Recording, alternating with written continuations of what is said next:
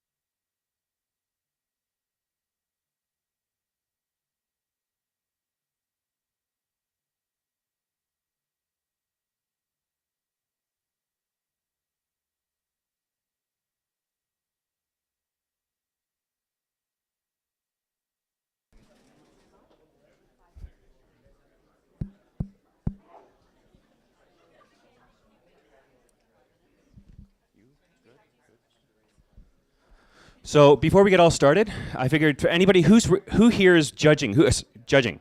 You guys are obviously front row. Great. Who here is actually being presenting? Raise your hand if you're up here presenting. Awesome. So for the presenters, this here is for you. It's a bit of instructions. I'm going to teach you guys how to use a microphone. Who here has used a microphone before? Who here has used a microphone wrong? Everybody should raise their hands. Essentially, this is a microphone.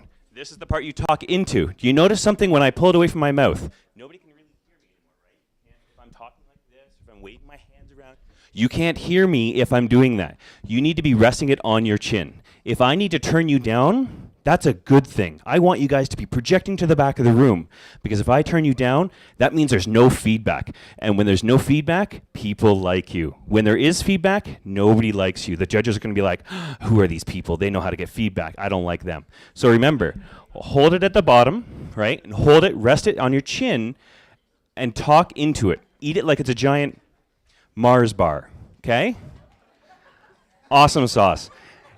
If you see anybody at the back of the room doing, that means bring it up to your mouth. Cool?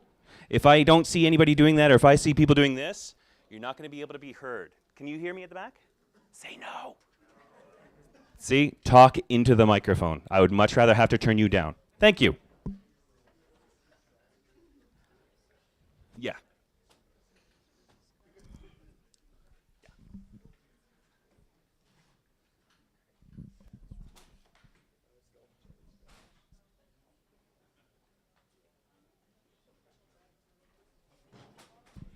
Hi guys, so to get started, Greg is going to kick us off with some awesome poetry. He's going to share what he shared with us on Friday night, and then we're going to get the demo started. Here's Greg.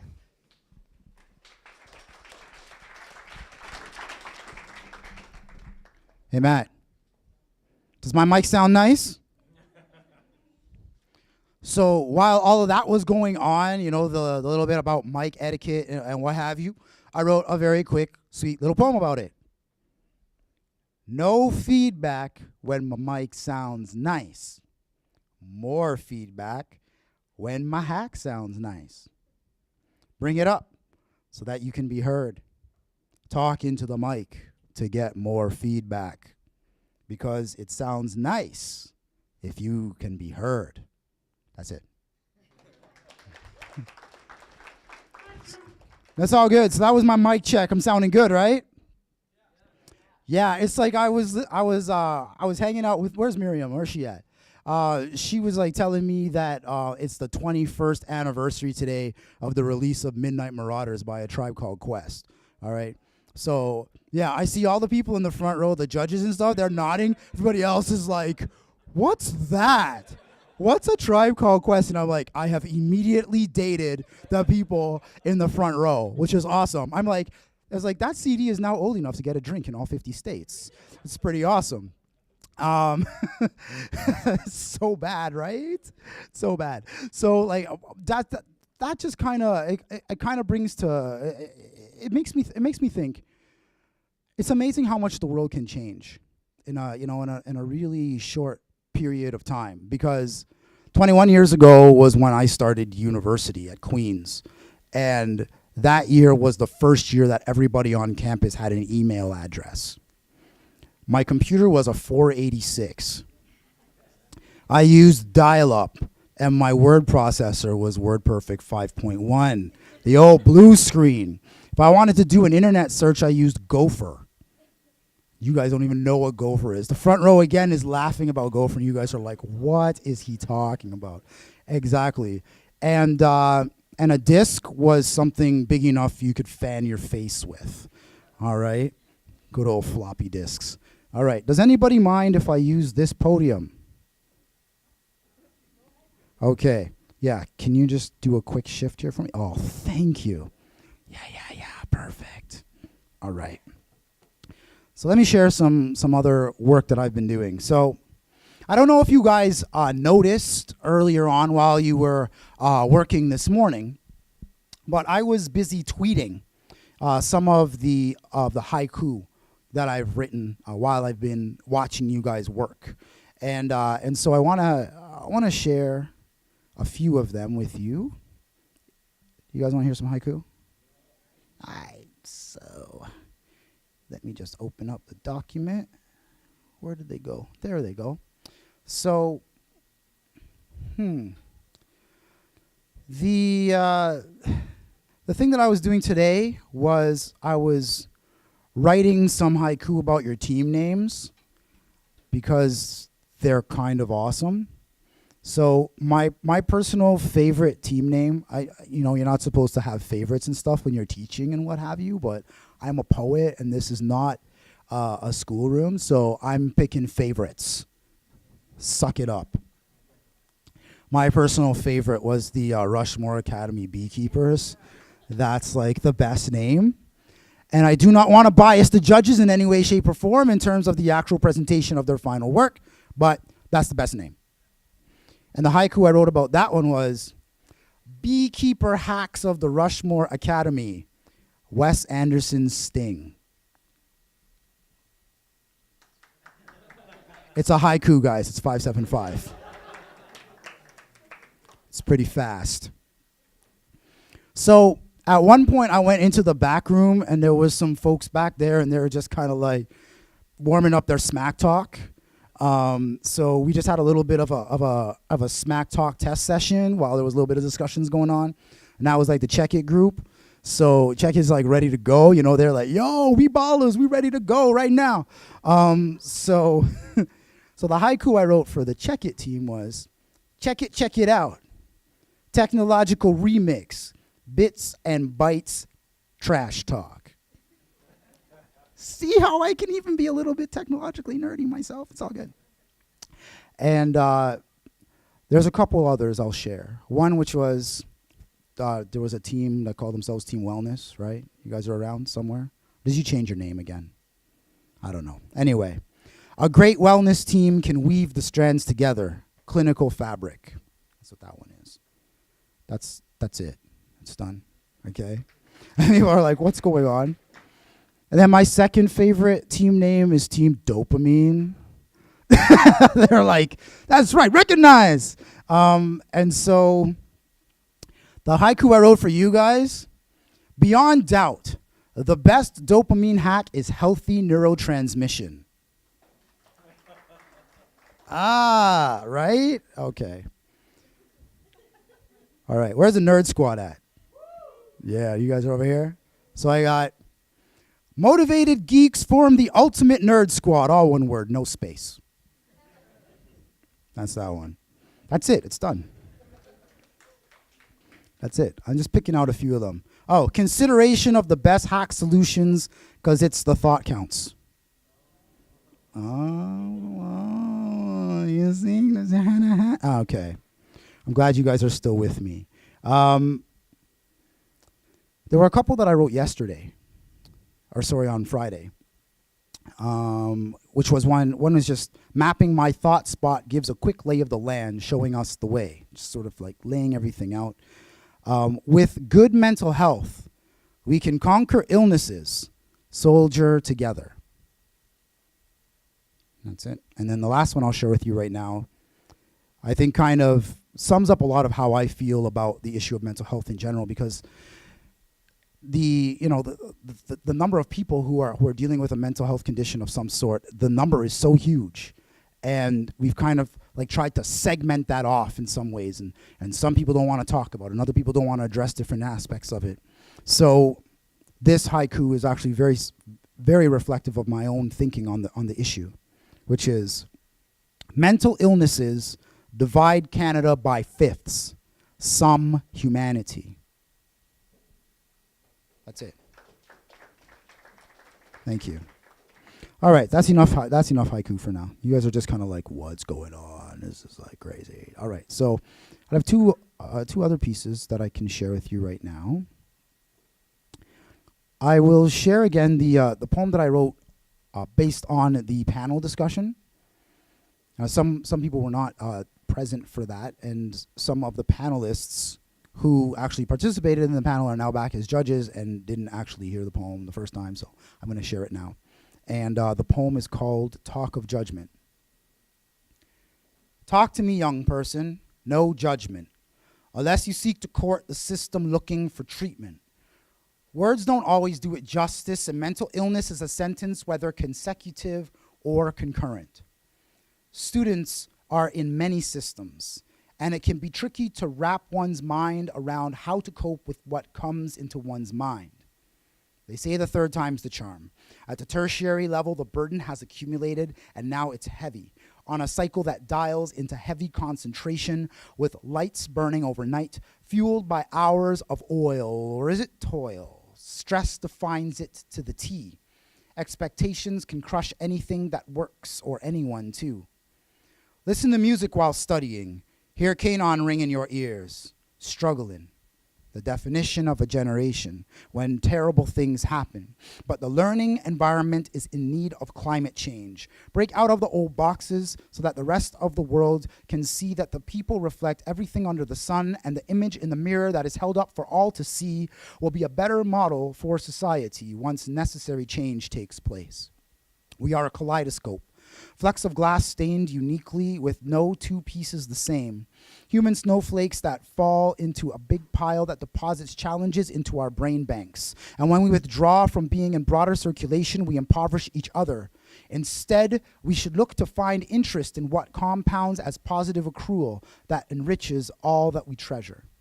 So let us open the floodgates in every location where we find how we cope is damned, to discover that no matter the ways in which we create reservoirs of suffering behind walls, when we release it, everyone is soaked in the very same water. So talk to me, young person, and talk to each other as young people.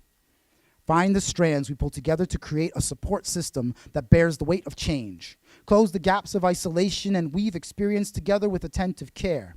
Stitch together with leather or cotton into cable as strong as fiber. Optics show access we carry like a basket. Drive forth with memory broad and vast we can recall constructively in a flash. Build a future that extends into applications diverse and design a better way together.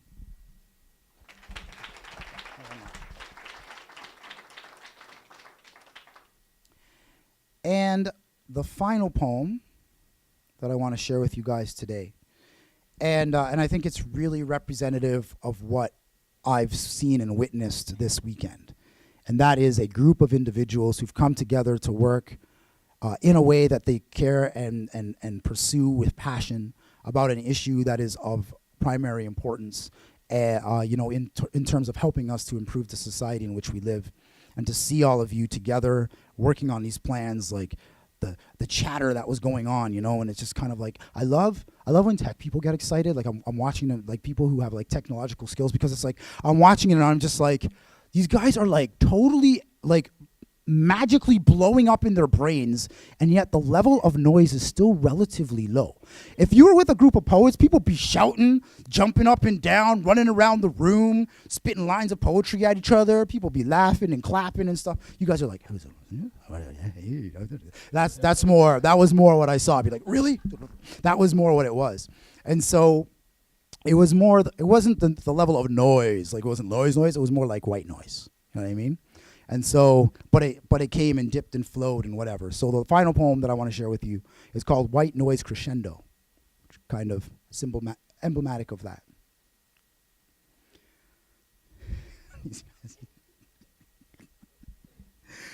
The rumble of white noise crests crescendos of generated ideas, from youth minds to aid minds as they mine rich veins, flow with golden worth in a digital dance dense with disc spins hard in a rapid pirouette pulse of energy shot forth from binary blast zap of code conscious of how to compute a solution with Apple bytes and Windows breakthroughs, pull down like garage doors, shatter preconception of paradigm, shift into new gear, hands on the steering, stick to commit to forward action, make change, fly down information highway, find roots spread like leaves and branches medicinal, ride waves, surf the crest of white noise emblematic of idea crescendo when it finds new applications. That's it. So once again, I want to thank Cam H and the organizers, Chris and her team, Miriam and her awesomeness, all the people and the volunteers who helped to make this happen. Thank you so much for granting me the opportunity to be here. Thank you for allowing me to be a fly on the wall for what it is that you guys have created, and I'm looking forward to seeing your presentation. So thanks very much. Thank you, Greg. So we have thought counts up first. Keep in mind the first two presentations are for the best mental health innovation. You guys can find the criteria on your judging sheets. Just keep in mind you don't have to create, you don't have to fill out the sheet for the best mental health innovation prize. Just take notes. We'll do deliberation for that prize later. Okay, and just a comment on formats. So as we know, in hackathons, usually you have 3 minutes to present, and at the end of your 3 minutes, loud music is played or something happens to cause you to stop speaking. We're trying to be a little bit more sensitive to the fact that people in the room may find that an incredibly anxiety-producing state of affairs. So what we're going to be doing is the way that this is done in comedy shows and other performance things. So I'll be showing this to you now. I hope everyone can see these. As you're presenting, Maz is going to be at the back keeping time. He's going to be holding up these. Can everybody see that? That means you have 1 minute left. When you see the next one, you will have 30 seconds left. Good? The last one means you need to stop talking. When you see the stop sign, your mic will be muted. So you will be able to keep talking, but no one will be able to hear you. So please be respectful of the stop sign. Again, we don't want to play the loud music because the loud music sometimes really gives the impression that we don't respect your words, and we definitely respect your words, but you also need to respect other people's time. So thanks very much, and we're really looking forward to this.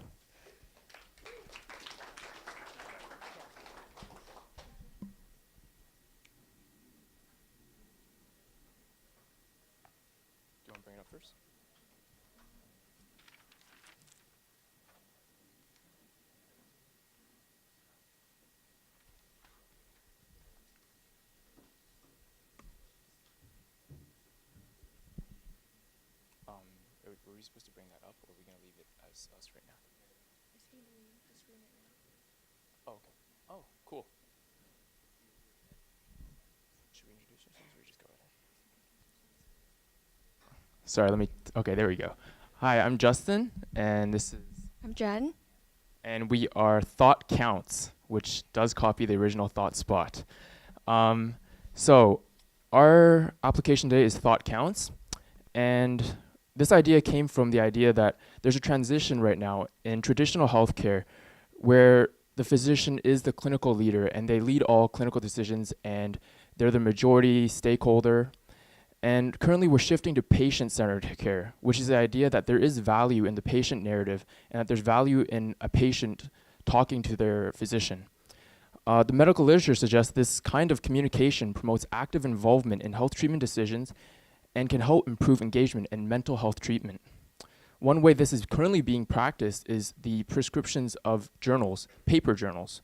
And these help track symptoms to recognize triggers, helps individuals learn to control them, allows for opportunities for positive self-talk and analyzing of negative thoughts and behaviors, as well as prioritizing problems, fears, and thoughts. And we're transforming this concept into an electronical journal. One that is mobile and one that can help individuals structure their thoughts and feelings.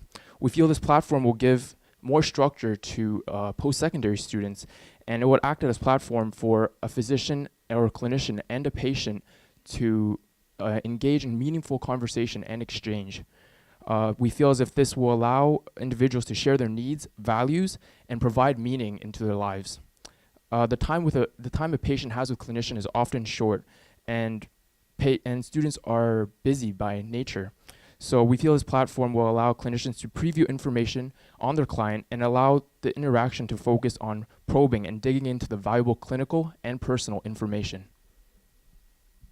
So, like Justin said, journaling in healthcare is a very common exercise. For example, before you were born, your mother most likely had a food journal to track what she ate and it was healthy for the baby and for herself.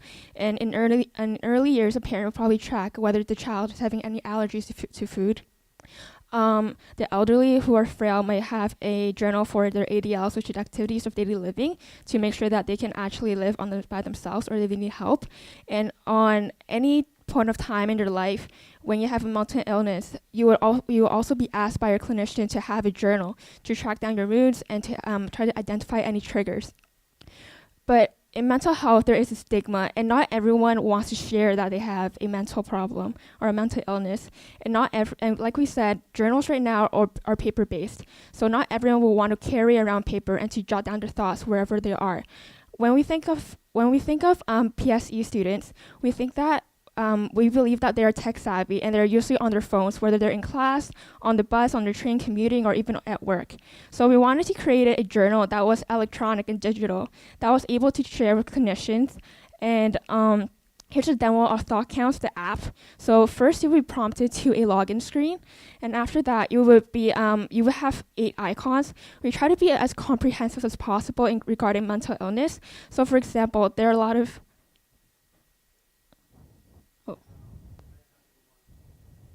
Okay.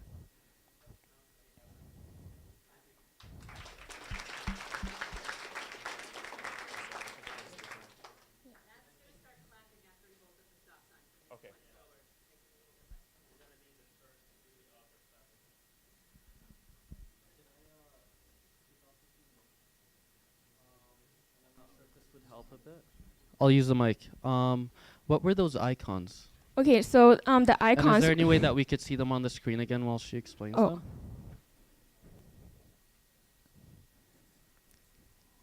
I think there's a magician in the back doing that. Yeah. So I'll just explain while he gets it on. So we try to be as comprehensive as possible regarding the icons.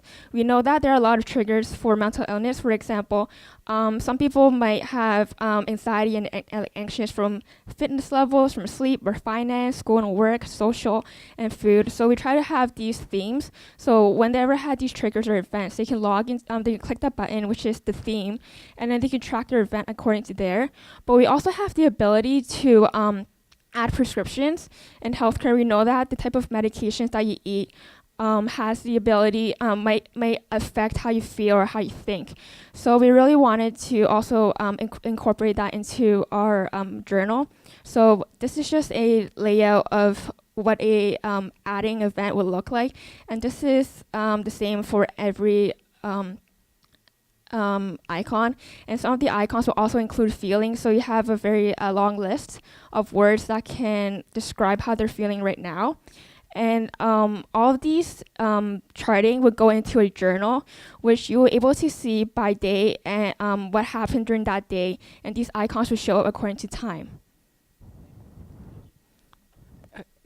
Hi, this is I'm really I'm very interested in this. And is this on? Okay, good. And what I wouldn't mind you doing, just to help us a little bit more with this time, is to walk through a typical day of someone using this. What would that look like? Okay, so for example, say on the journal view, right? So for example, if this person on Friday, November 7th, they started a new prescription called Zoloft, they would add that into their journal through prescription, and they would just type in all of their information and click add, which would then be generated into the journal. And that would be the same process for all the other events.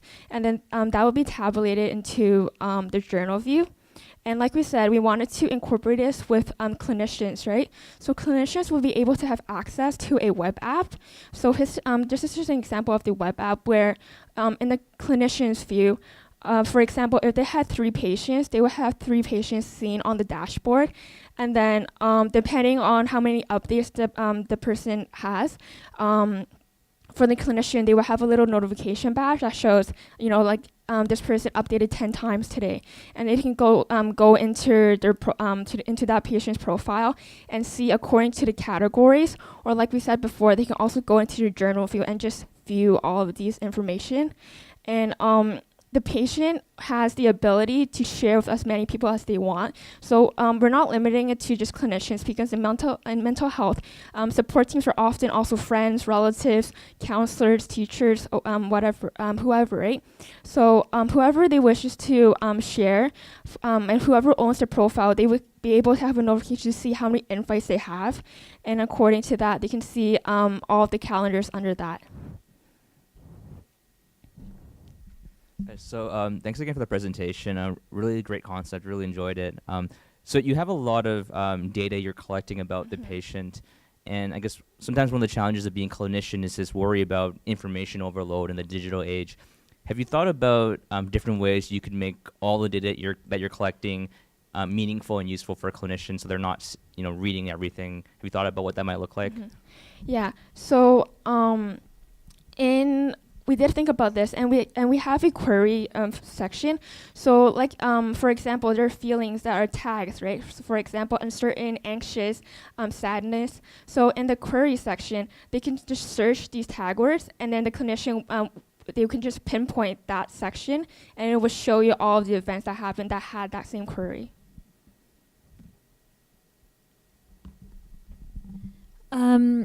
Great concept, and really excited by the idea. I was just wondering if you had given some thought to, so a clinician reads the thought journal, understands some trends, discusses it with the client or patient, and oftentimes clinicians will discuss strategies that work for that client around anxiety or nervousness. Is there any way of putting in those strategies so that the client can then also understand their trends around things that work for them? Yeah, for each section where they add the events, they also have the ability to edit and also add notes.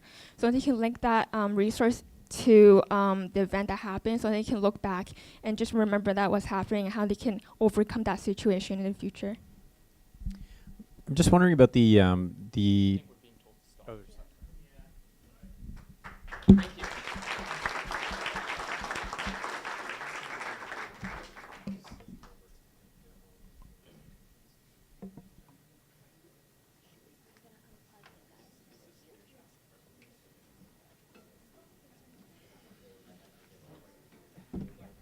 Up next is Hey Howdy, and on deck we have My CBT. Just a note to judges that My CBT is also a Best Mental Health Innovation Prize contestant.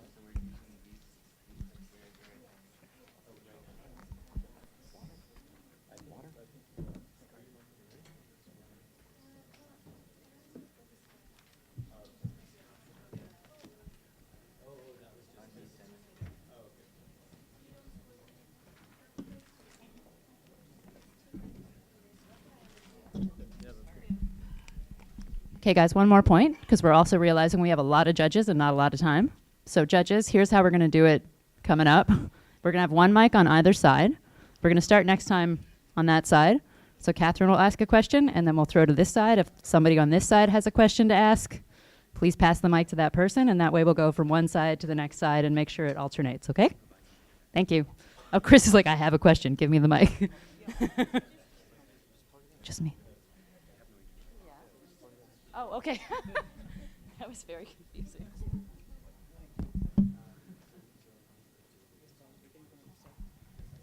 Hey Howdy is a Best Mental Health Innovation Prize contestant.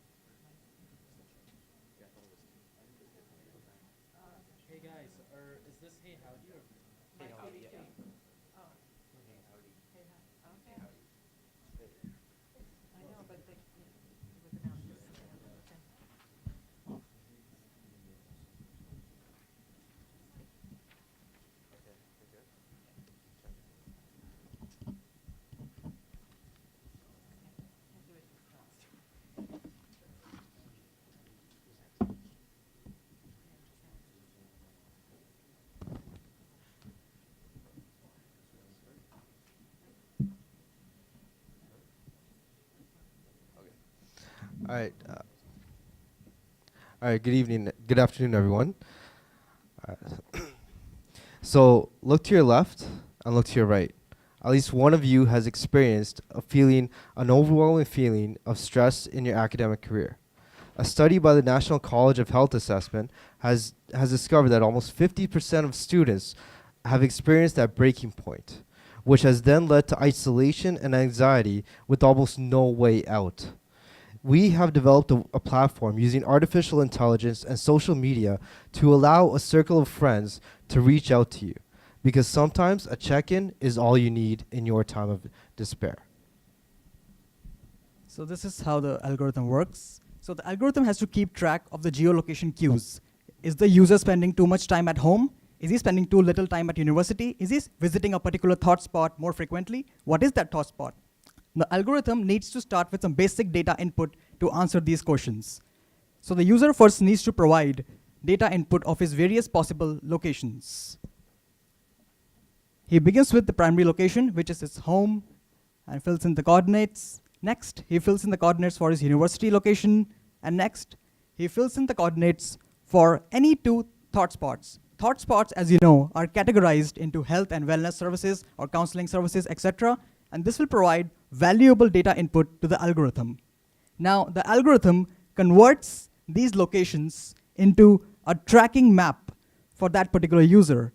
For example, this is a tracking map for Ryan. This is Ryan's home. This is Ryan's thought spot, Robert's library. This is Ryan's thought spot, Toronto Reference Library. And now the algorithm tracks the user using GPS and creates a normal trend. Once the algorithm detects something odd in that trend, something not right in that trend, too much time at home, too little time at university, it invokes an automated message to the Facebook wall of the Howdy friend circle. Now, Anwar will tell you how that friend circle is created.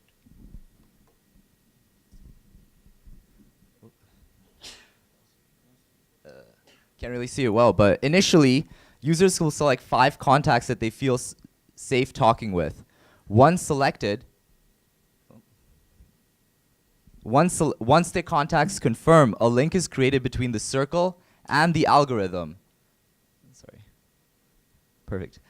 And if an odd trend is detected, a message is sent. This message is private, and no location info is given, i.e. letting their friends know that they have been spending an exorbitant amount of time at home. And it just simply says that, hey, connect with Ryan. So, as a student, when you're in time of need, you will feel very isolated, and you don't want to reach out with using a third-party app or like some other product. You don't really want to reach out.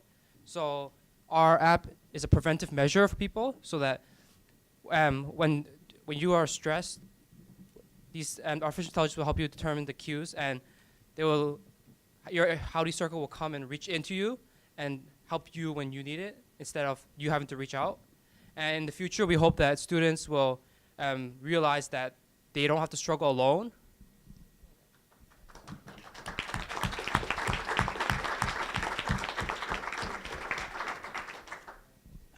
And can I just add to it? There are many more variables. So we have, as of right now, we have chosen geolocation cues. There are many more variables like student performance, GPA, and the conversations. There are so many factors in a smartphone. How many times a person communicating, conversation, messages, so many variables to add. Okay, sure, yeah, sure. I'm just wondering how you define too much or too little time in whatever location that they're going to, based on what you're tracking. For example, if your best friend is coming to college, was coming to college daily, but something happened, she's just at home. She's not coming to the college at all. So this geolocation, this algorithm, it detects that. First, how artificial intelligence works. It first creates a normal trend. Then it detects something odd in that normal trend. If she's just not checking in to the university, she's just not checking out from her home. So the algorithm detects that and sends you a Facebook message into your wall. How does this work with other social media? Because are you thinking of taking this to work on its own, or are you thinking of combining it and integrating it with other social media? We're basically choosing Facebook because the API is easy to use, and once your friends confirm to join this, a link is established between the algorithm and the Facebook API, and using that link, once the algorithm detects something odd, it sends an automated message to the wall of those Facebook friends. It does not reveal what are the geolocation, what are the psychological analysis, nothing at all. It simply tells them, just have a talk, howdy. So it's an invisible type of app underneath. It's like a deliberate ambiguity. Even the user will not know if an odd trend has been detected. deliberate ambiguity. So, just so I understand this. Oh, I can't. Oh. Oh, sorry. I'm on the wrong side of the tracks here. I guess this, just to clarify, this is a passive type of innovation. So how do you determine, I know you're going to compare it to your baseline, but how do you determine what people are doing? Like sometimes just sit at home just because I sit at home. How do you determine how do you determine your thresholds for, I guess, pinging people? And then second question, I'm not on Facebook, so what about people who aren't on Facebook? Yeah, that just one aspect. Of course, as we move ahead, we can add more social media platforms, Twitter and all that. But yeah, we're primarily focused on Facebook because everyone is connected, all the friends are connected, your entire classroom group is connected, people are organized into groups, things like that. So we're primarily focusing on that. And to answer your first question, what is the first question? Where are your thresholds? Like how can you tell that it's something that should be of concern? When is it not? Yeah, for that, the algorithm has to be, it depends on time, like how artificial intelligence works. It first creates a normal trend, a normal data. Then it detects something odd going on in that normal data. So it has to work with time.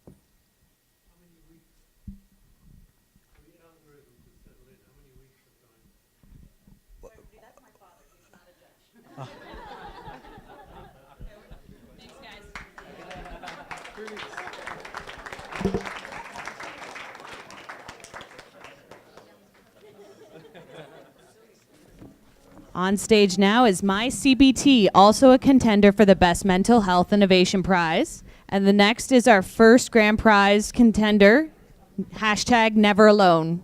Never Alone is on deck.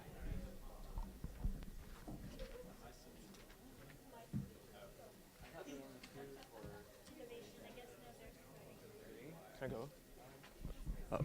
Hi, my name is Andrew Chihotsky. I designed My CBT. It's an app which basically takes an existing medical, I guess you could call it a device, really it's paper, and it turns it into an interactive, more user-friendly interface. For those not familiar with CBT, it's a popular form of psychotherapy which doesn't use drugs. It's based on the theory that your feelings, behaviors, and thoughts are all interconnected. So if you're feeling very depressed, for example, there's a thought behind that. If you can identify the thought and discover that there were untrue assumptions, then it will lead you to feeling better, and I can attest to the efficacy of it personally. One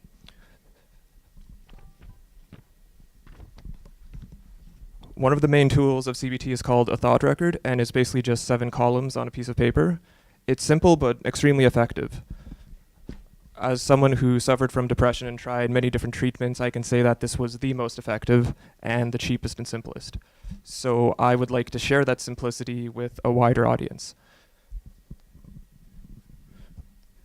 So in this interface, you have 4 simple options. Oops.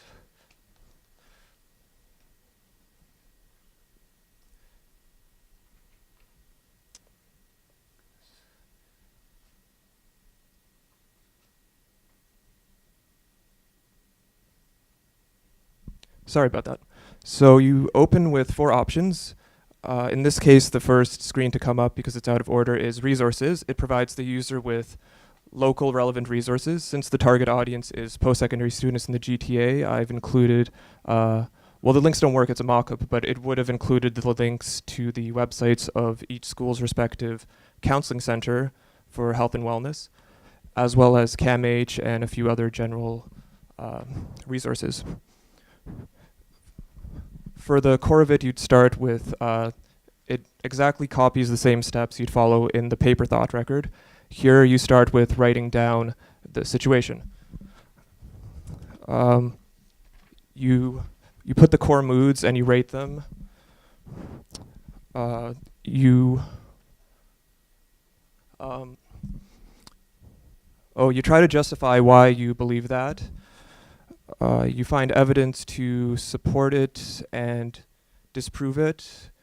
You go to a more balanced thought, and it usually results in your moods changing. What I've added is that it'll actually show you the difference in your scores, which when you do it on paper isn't always as immediately evident as if a computer did it for you. once you have records, this would have been a table listing previous records. For example, it would say November 7th at whatever time, November 1st at whatever time, October 25th at whatever time. If you had enough of them, you have the option to email it to your healthcare professional. It would include both the full record itself as well as statistics related to it.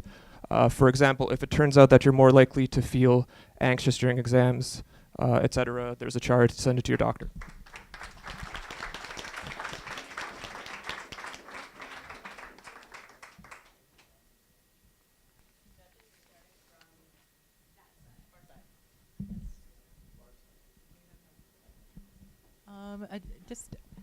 I really like this. I like the simplicity of it. I like the fact that you're taking something that's in existence already and putting it on mobile. So question, what's out there already that would be similar or anything like it that you know of?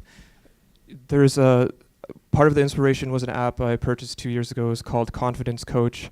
It's $3 on the App Store. It's based on CBT, but it's not comprehensive. It uses some essential ideas from thought records and CBT, but it didn't go the full way, and I appreciated what it did for me, but I felt that so much more could have been done if it had the full thought record experience as well as the additional functionality that could be added by a computer, such as, statistical analysis. Both the patient and the doctor can see trends that they otherwise might have not seen. That can help with treatment. But basically, to the best of my knowledge, there's nothing available right now which fully copies the thought record. And I'd use it, and I think a lot of people who use thought records would use it, and people who've never used thought records before might find this more user-friendly.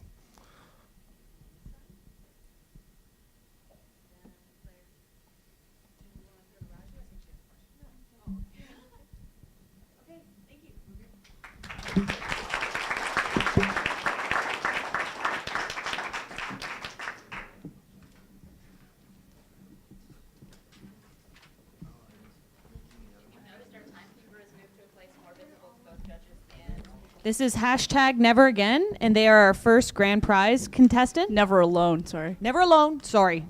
So sorry. Never again makes us sound kind of. What's your question, Mustafa? Never alone, never again.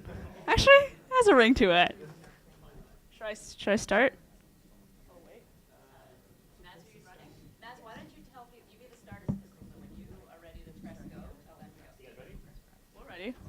I'm always ready. Okay, so the problem we're facing is that mental health is still really tough to talk about, and so it feels really isolating, but we need to talk about it in order to combat the stigma. But without forcing self-disclosure, how do you tackle the stigma surrounding mental health? So, Never Alone allows you to talk about it anonymously and lets you know that other people around you are feeling the same way too. So the solution is based on a simple idea of anonymous community by showing you there's a group of people out there close to you who are feeling the exact same thing you are. So the walkthrough is, and actually you can go check this out, this is online, neveralone.herokuapp.com. You go to the site, you complete the sentence. I feel anxious, depressed, there's a pre-populated set of words, and then Never Alone replies, there's 32 other students around you who felt this way. And then based on where you are in your statement, it then recommends the closest ThoughtSpot resource. It says, would you like to try? And then it gives you a resource. If you like it, you check in and you move on. And then afterwards, you check if you liked it, if you thought it was useful or not. If not, you dismiss it and a new other recommendation comes up. So it's a really simple app, and the benefits is that it shows you in real time who your community is, who are the people out there feeling the same way you do. So therefore, reducing isolation. You see the high numbers, and you see that, wow, there's a lot more people experiencing this, thereby reducing stigma. And then you see the resources closest to you, vetted by that same community, therefore, hopefully promoting some self-care. So the recommendations obviously get better with use, and on the delivery side, it's interesting, you get to see which resources are used the most by people for what use. So in conclusion, it'll hopefully create a local dialogue to reduce isolation, reduce stigma, and promote self-care behaviors. And remember, when you're seeking help, you're never alone.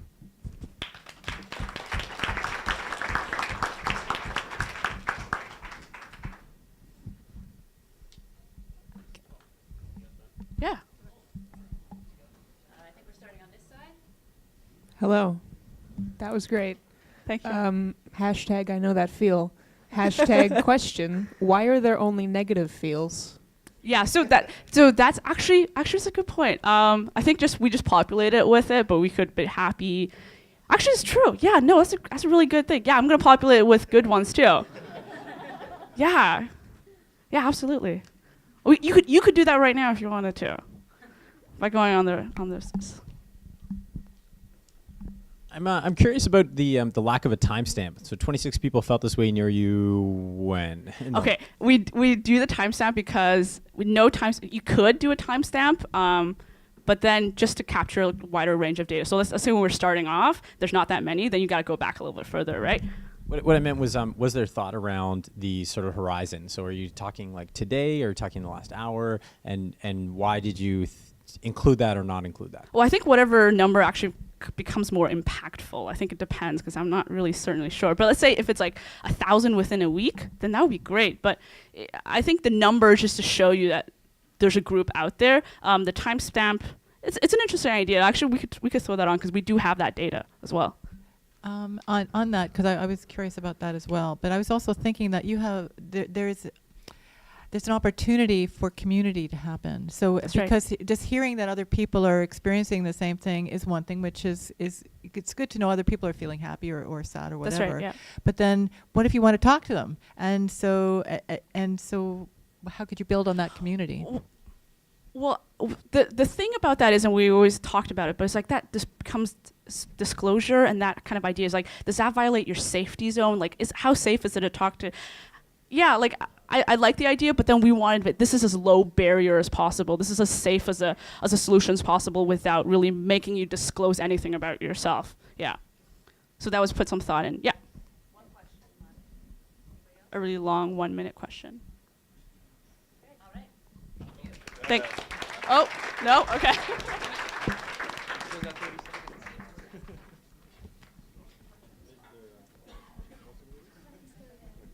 Up next, we have ThouSpot, not ThoughtSpot. Oh, ThoughtSpot. It is. So just us. And on deck, we have Happy Thoughts. Happy Thoughts is on deck.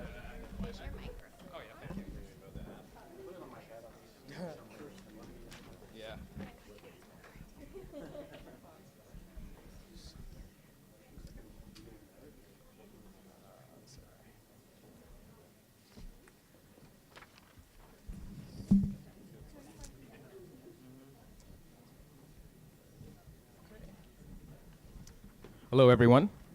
We're Team ThoughtSpot. You might think that it's not so creative, but there's a reason for that. We want ThoughtSpot to be synonymous with wellness. We believe that any conversation that's already happening in universities about wellness should include ThoughtSpot as a tool for managing stress. We feel that it is an ideal resource that can be used to help students build or have tools to combat stress. So we want to introduce you to Joan, a new student, a freshman at Ryerson, bright-eyed, bushy-tailed, ready to go. And as part of her orientation, she's been given access to ThoughtSpot as an app. And she's been instructed that during times of obvious student stress, which she will encounter, that she should be using ThoughtSpot, the app. Now, this is Joan in the throes of academic student life. And in a situation like this, Joan is very much stuck in her own mental loop. She might be catastrophizing the issue. And we want to provide Joan with a way of getting out of that. I've already diverged from our original talking points, so just for the record. So here's the problem that we, as we see it. This is actually a screenshot of where we are right now, zoomed into the actual website as it is. And as you can see, it's still confusing for someone to know exactly where to go when they're looking for something. What we believe is a personalized, focused, and engaging approach. So in this situation, the 2 represents a lot of things. The 2 represents many entities. It's not really focused on what she's looking for. There's absolutely no personalization involved. So as I mentioned, our approach is personalization, focusing, and engagement. And when I say focusing, I mean focused on, so is that 1 minute left or? Oh, shoot, okay. So it means the map is focused. So what we're trying to say is that the previous map is unfocused, and we would like to make it focused. So this is just a really quickly mocked up Photoshop thing where we expect the app to have some personalization parameters filled in. So her interests, essentially. So when she starts with the app, she will fill in her interests, and the app is able to guide her based on her interests whenever she is not feeling right. And what we expect is also to give the resources on ThoughtSpot their own voice. So what we mean by that is if Joan is feeling down, we expect ThoughtSpots that are close to her to be able to reach out to her. An example of this would be Trinity Bellwoods Park, where she can go for a walk to improve her mood. And we think that this is an approach to, okay.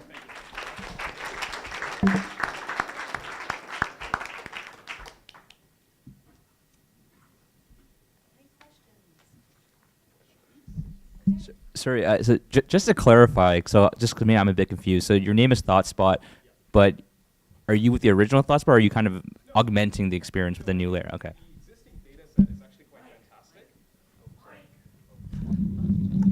We think the original data set is quite fantastic. We just want to augment the experience for the mobile platform. And I think that there's no point in reinventing the wheel. We want to add the user sourcing or the crowdsourcing aspect of it. So a person who visits a ThoughtSpot and finds it useful, or a place that they find useful, they can add it to the system via their crowdsourcing model. We had a plus button right at the top in the screenshot that we were talking about. Sorry, can you rephrase that question again? Can you repeat the last part of that question? No, you answered my question. Okay, okay, sorry. Just a little excited. Our question is, yeah. So is Joan gonna get random notifications from No. ThoughtSpot? So our expectation is that Joan is going to use ThoughtSpot to guide her own wellness. Okay, and so what we mean by that is it's a very involving and personalized process, your own sort of, what motivates you and what you want to do. But if you're caught in a thought loop, we expect the app to understand that. And obviously we're talking a little bit further out of scope here, but we expect the app to understand that and kind of connect with you and call you out to places that'll help you break that loop. But she has to engage with the app to get called out. Via notifications. Okay. So she will get notified if she's near a ThoughtSpot or something like that. Yeah. Cool. So a little bit. Further clarification.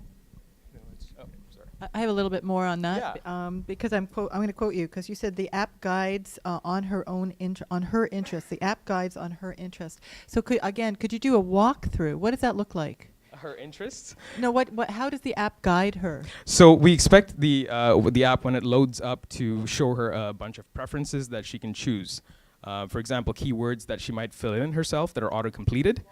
Why would she? Like, why would she go and turn on the app? Okay, so as I mentioned originally, we expect this to be part of the student wellness conversations that are already happening at universities, right? So when a university says, guys, we know it's going to be really hard for you, but we expect, here's like we say, here's a calendar, here's an agenda, here's ThoughtSpot, an app that you can use to manage your own well-being.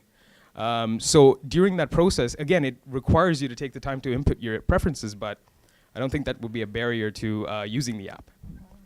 Yeah.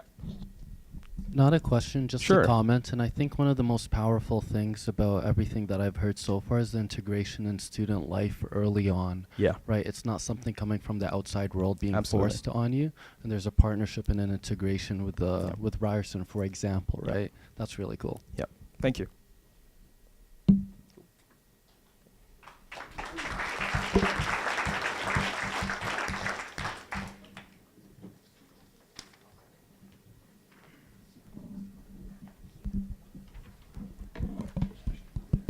So this is Team Happy Thoughts.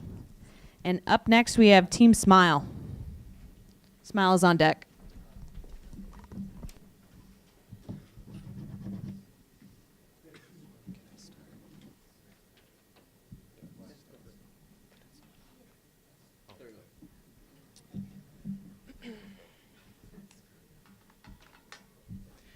Hi everyone, Team Dopamine's super excited to be here. Today we're going to promote to you Hackathought, which is a app that promotes mental health, promotes a sense of inclusivity, and leverages the thought map. So when we were brainstorming, we thought of lots of cool technical things, lots of cool UI, UX things, but with mental health, it goes back to the emotion. It goes back to how people feel. And we thought of a situation back in high school when we would receive candygrams from anonymous people. And receiving these candygrams from anonymous people made us really happy and really excited and almost made our day. But the cool thing about it was that it wasn't from a sister or a best friend or your mom, it was from an anonymous person. So the problem that we wanted to solve was relieving internalizing emotions. A lot of people who are stressed, anxious, depressed internalize these emotions and don't react to them or don't act upon them when they're important, and relieve the feeling of isolation. And the solution to that is to create a platform that allows for light interaction and creates a positive community. So we'll jump right into the demo, which is this. The first screen that the user sees is just a login screen. Let's see how this plays out. The person would then set their mood. They can select from either sad, or neutral, or happy. This person selected sad, shared their mood. Anyone in their vicinity who has the app installed would see a little notification. Would see their notification on their screen.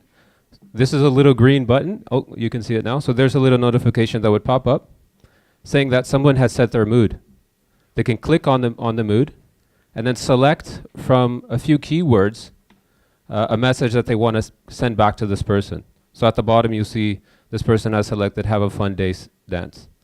That message then gets sent, and this person can choose to view other moods and send happy messages to other people, or they might go back and see just a feed of public messages that have been sent out. But because this person has already sent a message of kindness, they can also receive a thank you, and that'll happen right there. So some considerations that we made with this app is that maybe a native app isn't the best choice. Responsive is better so that there's greater spread. The thought map would play a role in that it could be an admin view. So once you collect all the different emotions, people from thought map, people from CAMH, people from Connects can kind of get almost a heat map view to see where people are really sad or where people are really happy. So they can create more targeted campaigns on different mental health initiatives and have a more impact on those initiatives as well. And the other thing that we thought of was maybe to have some UI/UX considerations as well, because there was actually a study done where having the color green in front of someone who's depressed actually boosts their mood by 30%. And one of the inspirations of this application was that there was a study done at Berkeley where they said that, it was the psychology department, where it was said that people who receive and send text messages, their mental health is actually increased by that. So that was one of the inspirations of this app as well. And we hope you enjoyed the presentation.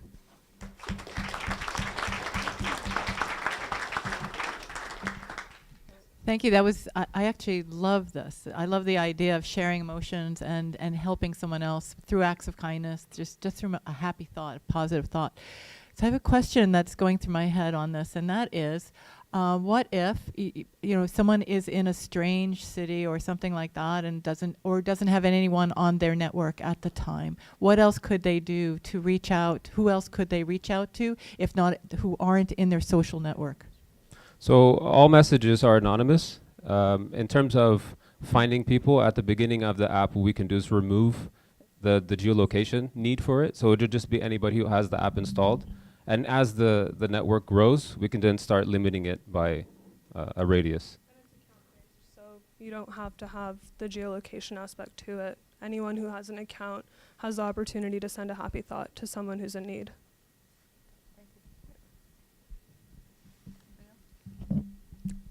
So there'd be a lot of really great traffic and volume of things moving on the platform. Have you thought about how you would measure the impact it's actually having on the user, that it's actually positively impacting their mood? How might you measure that? Yeah, so one thing that we did think about is the use case that we thought about is someone just wakes up in the morning and they go into the app and they set their mood. As they're going through this experience of sending and receiving messages, they can reset it. So maybe in the beginning of the day they were sad, but maybe after they received some feedback, they're now happy. So they can go back into this mood setting screen and then reset that. Anyway, when they reset that, that feedback can then go back to all the people that sent them a positive message saying, hey, this person has just updated their emotion. Yeah, a way to incentivize the usage of the app too is like a push notification or a push SMS. I know a lot of different apps are doing it now, especially like coaching apps, where like, hey, you haven't recorded your mood today, like how are you feeling type of thing. So that also increases the variation in data too in terms of your emotions throughout the day or throughout the week.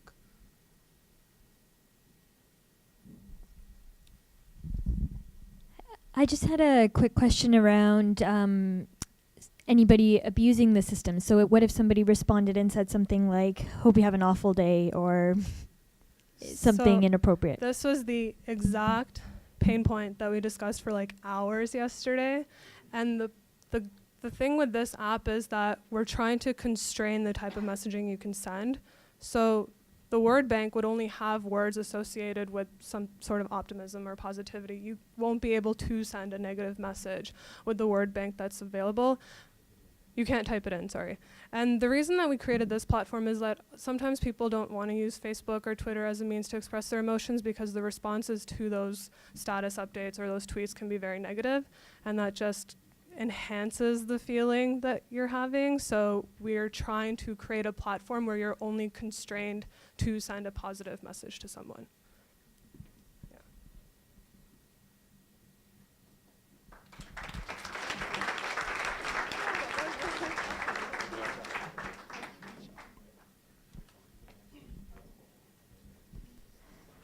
On stage now, we have Team Smile. And coming up next, we have Check It. Check It, IT.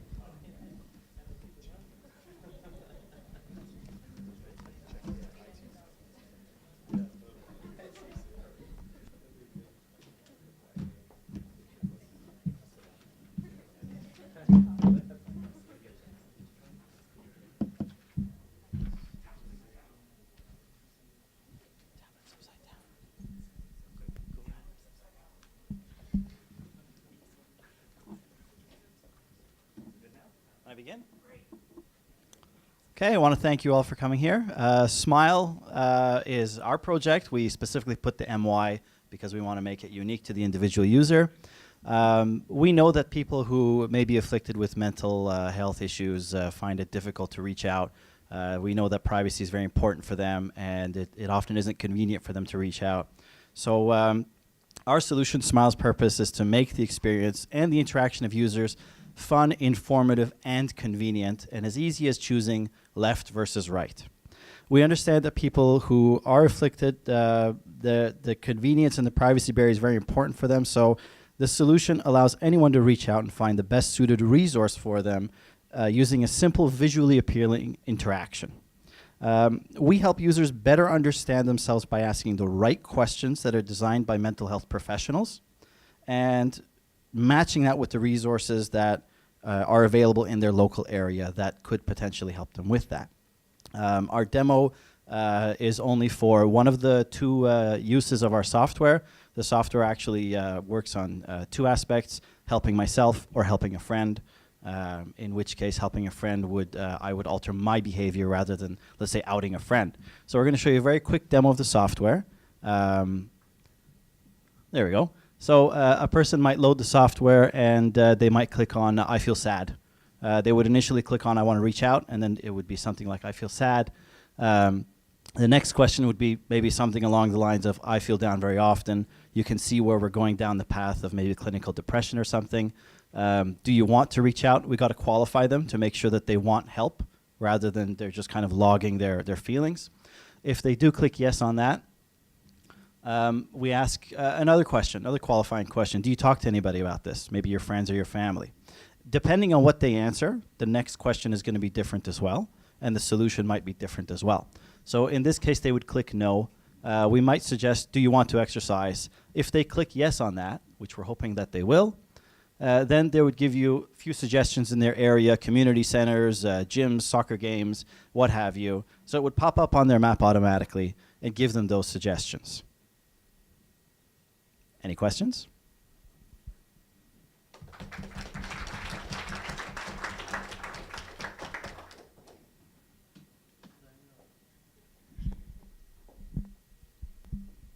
as you were going through this, what were your thoughts on the balance between being diagnostic or not?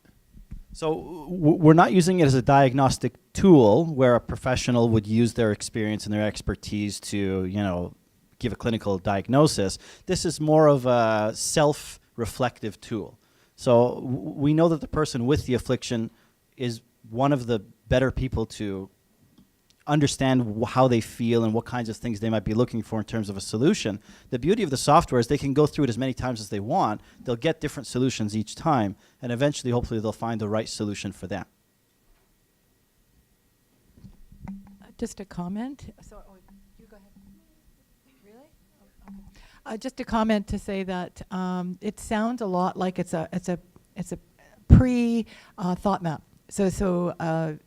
Thought spot. So you're kind of going through, well, should I go, or where should I go, or where are these things? And it's on a mobile app. Is that what you were going for? It is similar. Other parts of the software actually delves into areas where the person might need help, where a third party might want to intervene. So if the person, instead of clicking I'm sad, might click I'm in danger, might click people hurt me, and then that information might be sent off to somebody who could help that person right away. So the software's process is what makes it powerful. The specific details of what the content is would be better judged by a professional as to what would go in there.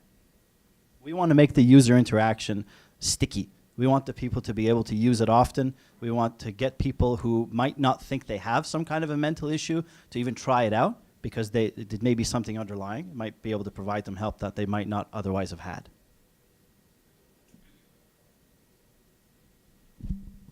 So how are you going to determine what sort of prompts are used whenever you encounter a new screen? Is it based on some sort of tool, or? Yeah, so the decision tree is what we call it, is predetermined by psychologists or psychiatrists or any other relevant professional. And it would be based on the types of resources that we could provide, right? So it would kind of lead the person down to one of maybe 10 or 20 different resources.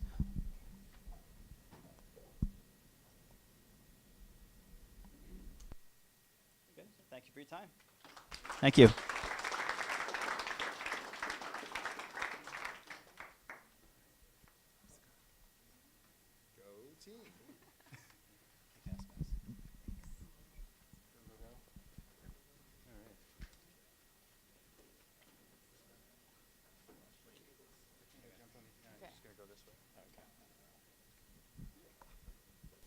On stage now is Team Check It, and up next is Rushmore Academy Beekeepers. I'm going to try not to break out into karaoke, because that's the only other time I have a mic in front of me. Should I start? Okay, cool. This is our team and the name of our app, Check It. So when we were brainstorming about the project, we wanted to really focus on the concept of mental health versus mental illness. So, we wanted to take a really lighthearted and sort of focus on the positive for our patient population.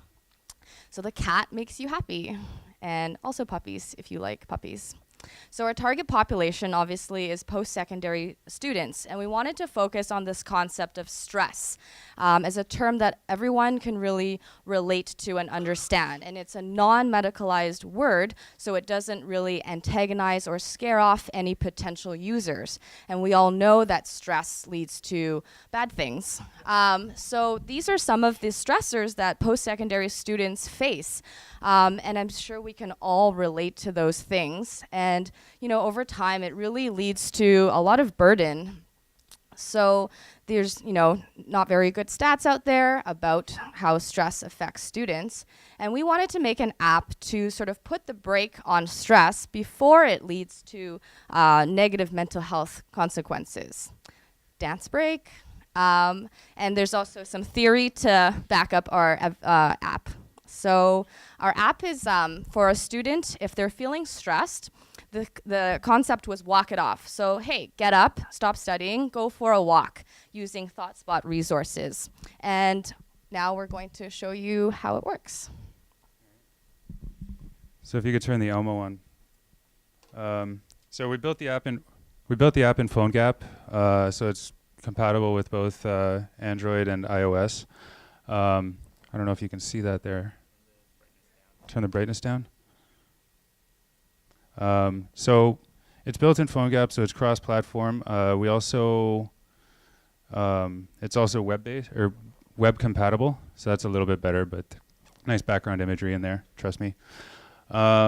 So the idea is on the home page, it's a simple layout. There's a couple of icons. Each one has an outlet for stress.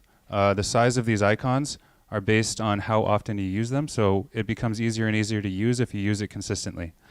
And if you use it inconsistently, they all remain the same size. You can also add spots, which I'll explain in a second. But so the first one is Walk It Off, which was just briefly explained. This populates your current location along with locations around you pulled from the ThoughtSpot data. It also suggests a route to go for a walk within, a kilometer or two. So it's, 15, 20-minute walk. And it's just around, and it's a very passive thing that allows you to walk close to or near, like just past things that might help you relieve a little bit of stress. The next one is Eat It. We wanted to focus a little bit on the fact that eating healthy actually improves your mood and improves everything. So it gives you a couple of tips, and we populated a bunch of healthy restaurants around the city in here as an example, and also for a potential new data in ThoughtSpot. We have Talk It, which quickly has, clinical sessions and That's it. Yeah. I know, right? Time goes very fast. Questions? Is there any social integration? Don't think we ever plan to do social integration because we don't want to tell people. Sorry, we don't want to tell people that you're feeling down. We want this to be as personal as possible, as like the most quick and efficient way of getting out. We do have a talk function. Do you want to go through the talk? If we can bring back the. All right. Okay. So the talk function allows you to talk to people directly, whether it's friends or call centers, but not sharing anything. This is more of a comment because I really enjoyed this for this reason. Like there's lots of stuff that you did, but the fact is that it's a preventative measure, and you're talking about the word stress, which doesn't have any connotation on except that you're going to rid yourself of stress, which we all do all the time. So just wanted to make a comment that I thought that was very awesome, and I also thought it was quite clever that you're using spots. And you're using spots to determine what people you were watching behavior, their own behavior, or what they like to do to alleviate stress. I know that wasn't a question, but if I can answer it anyway. In addition to spots, we also have reading materials included in the application, as well as what? As well as jokes. Yes, we have a section called Laugh It Off, so you can see random jokes as well. So relieving stress is what that's all about. I have a commenty question. You said that the icon's bigger the more you use it, right? Is there a way so if someone's just using one thing, does the app give them ideas for how the other things might be used? Well, they would always be on the screen, right? So, but let's say, for example, every day, at the end of class, a student wants to go out and take a walk, right? So they would kind of go in and they would punch in, here's a route that I can take, and then they would go on their walk for their day. But then they could also use the other sections of the app, as well. But that might be suggestions is a good idea. Yeah. I like that. We still have time for questions.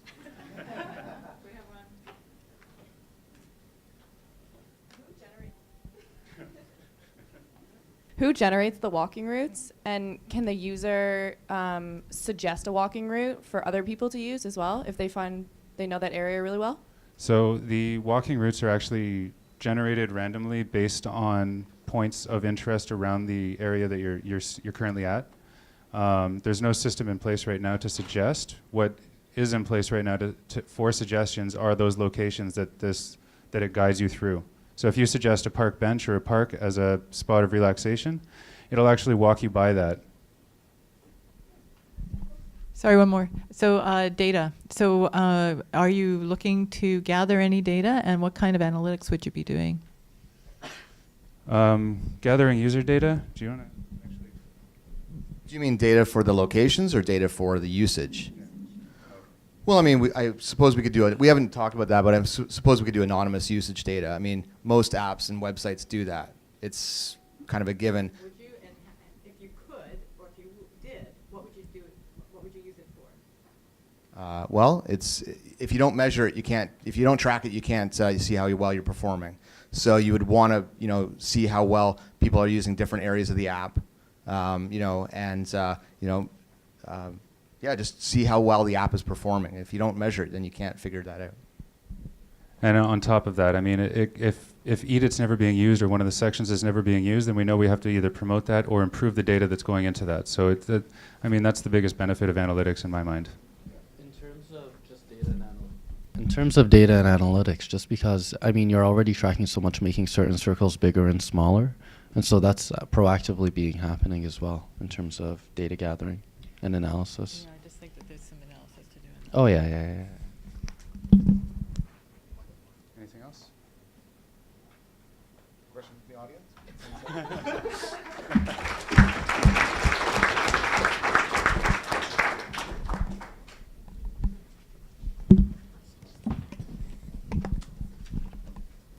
On stage now, we have the Rushmore Academy Beekeepers. On deck, we have Kiros. Kiros is on deck.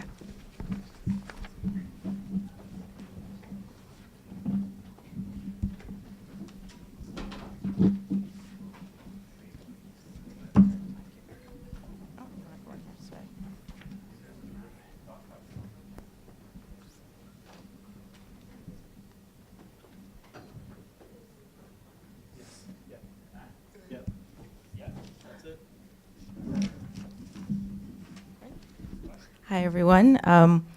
We're a group from St. Michael's Hospital. We work in knowledge translation research, and one of our developers heard about the hackathon, and so we decided to all come here, and I think it's our first time at a hackathon, so we're pretty excited. Our objective for today was really to empower students to take an active role in their well-being. And to do that, we really wanted to help them engage with the community, discover resources that they could use, and learn more about mental health and illness.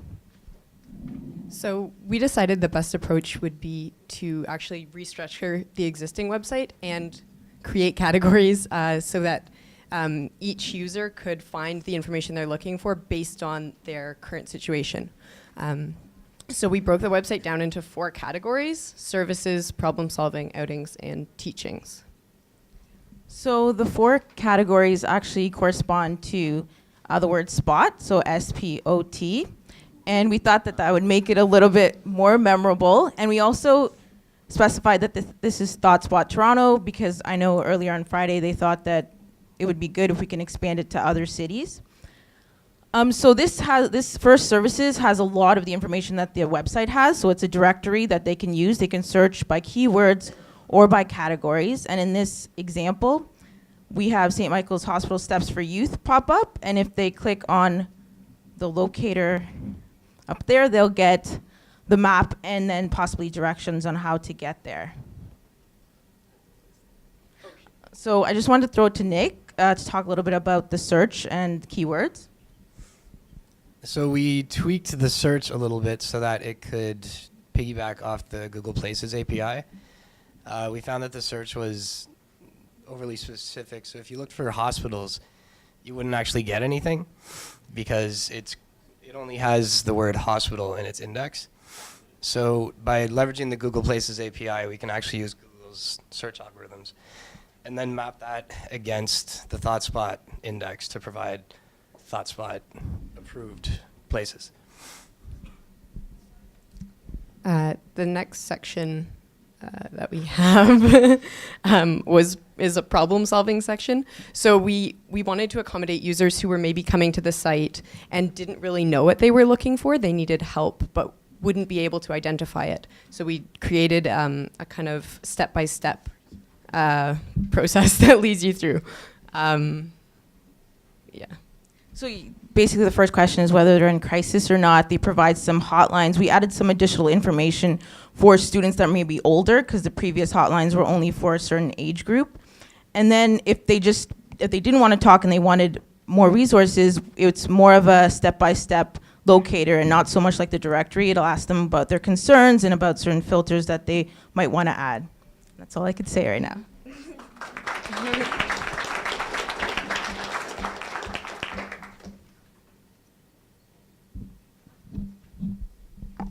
Hi. This is great. Interesting that you want to improve upon, which I think is an awesome thing, to improve upon something that's in existence already, and I like the way you're thinking. Have you had any feedback to prompt you to make these types of decisions to make it more usable? No specific feedback. Dave and I are both web developers for a while now. And we just kind of went through the website. Finding ways that we can improve it. So basically giving more context to what's on the website so people know what it can do for them. Helping Google find it better, making it easier to use, stuff like that. Just areas of improvement. We also felt like attacking the website first before dumping a lot of resources into the app was a good way to get good structured content ahead of time that can be leveraged later for an app. So this would let us sort of lead into a responsive design and an app-based model that users could use locally. And it also makes it easier to maintain. By using the Google data, you don't have to enter all the information like hours and accessibility and stuff for every single resource. Google has that already, so we don't need to reinvent the wheel. And I know we didn't really get a chance to talk about it, but we also wanted to focus on wellness a little bit more. So the outings section that we have here actually gives us a chance to explore the city.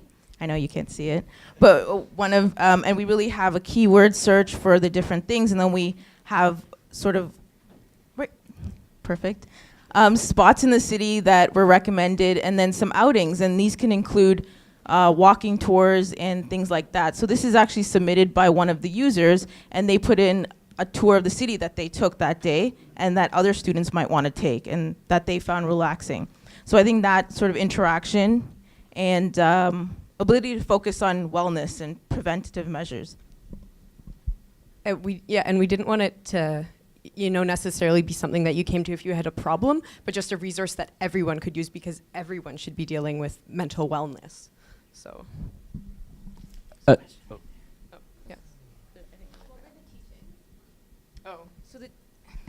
So the teachings is basically, because everyone's a student, it's a learning environment, fact sheets, definitions, statistics, any media press releases or printed resources that they can look at, not necessarily having to speak to anyone. They could take a look at this first, get some information, and then proceed. So you guys are in a unique position where you actually are one of the health organizations that would be listed on ThoughtSpot. What would you say your role should be as an organization in terms of your relationship with this kind of application, or what would you imagine you would like it to be? Okay. As an organization, so just for a little bit of background, Nick and Dave are developers, Nem is a designer, and I have a background in mental health research. So we would love to collaborate, and like some of our ideas and some of the things that we were able to notice in the current website and help improve on some of those. I think that's really important, and being more available. I think it would be important to reach out to some of the institutions on ThoughtSpot to sort of get their feedback about the information that's listed and make sure it's accurate and make sure that their resources are presented in a way that's useful to the users, really. We don't know a lot about a lot of the things on here that we were going through. Some of them were sort of mysterious to us, and the information was a little bit sparse, so it would be great to be able to collaborate in that way to fill it out, flesh it out a little bit.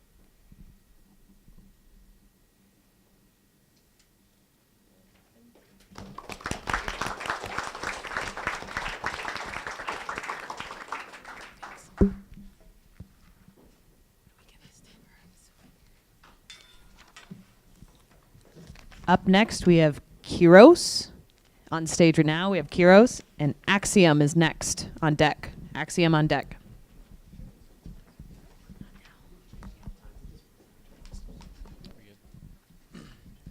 All right, so we're Team Kairos or Kiros. Are we gonna get our? There's some confusion as to the spelling. There we go. Okay, so we're Team Kairos, Ragu, Thomas, Andrew, Steve, and I'm the other Steve. So the URL is there. There's a live demo, which is awesome. And there it is, Kairos, all uppercase. So our mission here was to really improve the use of ThoughtSpot and not just reinvent the wheel. So we created a great mobile web app that's live and that uses all the information of the existing ThoughtSpot resources. It's awesome. It's ready to go. We'll do a demo in a little bit. The other thing we wanted to do is create a new way of discovering resources. So a solution for creating tags for the ThoughtSpot resources that delve into feelings, solutions, and desired states, but don't really delve on solely negative emotions or bad feelings, but are also focused on maintaining health and doing preventative self-care. And if you don't want to talk about your negative feelings, you don't have to. You can look at a solution rather than focus on the feeling. So for example, in this instance, we're looking at stress. So if you collect stress, you just want to find a place that people have tagged as related to stress. It pulls up not only health services, but also things in the community like a yoga studio or philosopher's walk, things like that, that delve into the sort of integrated nature of care, and not that it's just focused on mental health resources in terms of health services. And then on the far one is the information screen that we added. We hope that we generate these tags through having prompted feedback. So when you come back to the app or the website, it remembers where you went, not necessarily where you actually went, but what you accessed, and then you can say what you found useful and provide some comments. There's a commenting feature currently built in, but we want to expand a little bit on that. So now to the live demo. Thanks.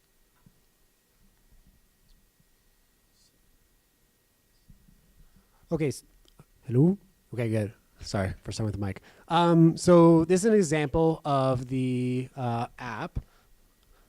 It's a fully mobile web app. So I'll just drag over here and I can press this to currently locate myself. It works better when you actually have a location. So this is all the live ThoughtSpot data. And we can go and search through the map, hit enter, and it brings up a location. I can double click on this location, and then it brings up all of the information regarding this from the live ThoughtSpot data. You can visit the website, you can call if you're on a mobile device, and one of the things we'd like to integrate are comments and also giving feedback. So I can go back, and then also this button right here allows us to go and filter down by the categories established on the ThoughtSpot page. So for example, if we want to see only recreation and culture, we can click that and it will limit it to only those results.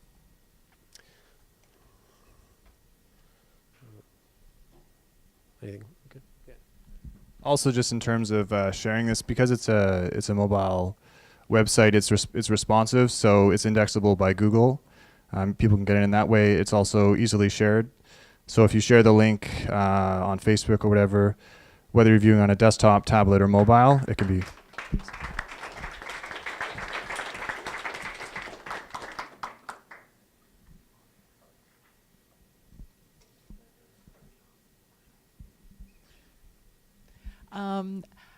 That was great. I want to get into your heads a little bit. So why did you come at, like, why did you build this? Like, what was it that prompted you to create this mobile app in this way? I think it was just because right now there is no mobile website, and the reality is I think over half of all website visits is mobile. So just creating a mobile version of the ThoughtSpot data.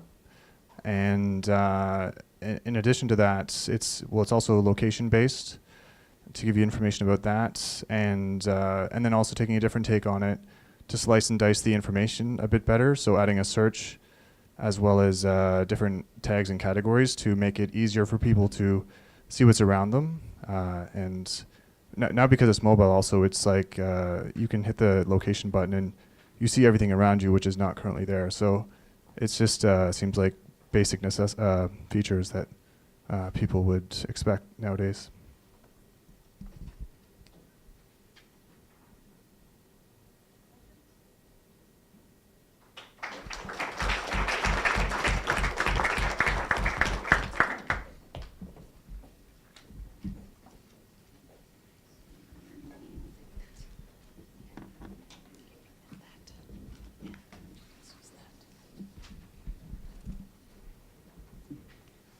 On stage now is Axiom, and up next is Nerd Squad. Nerd Squad is on deck.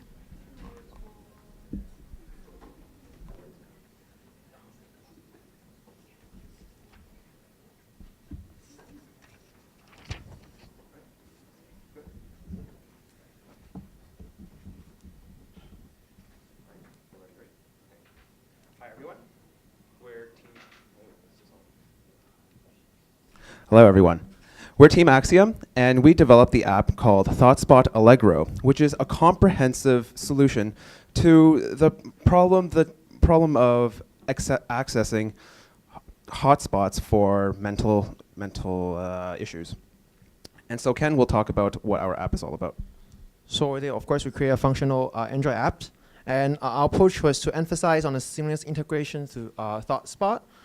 We implement a peer support network, and we also have the worldwide scalability.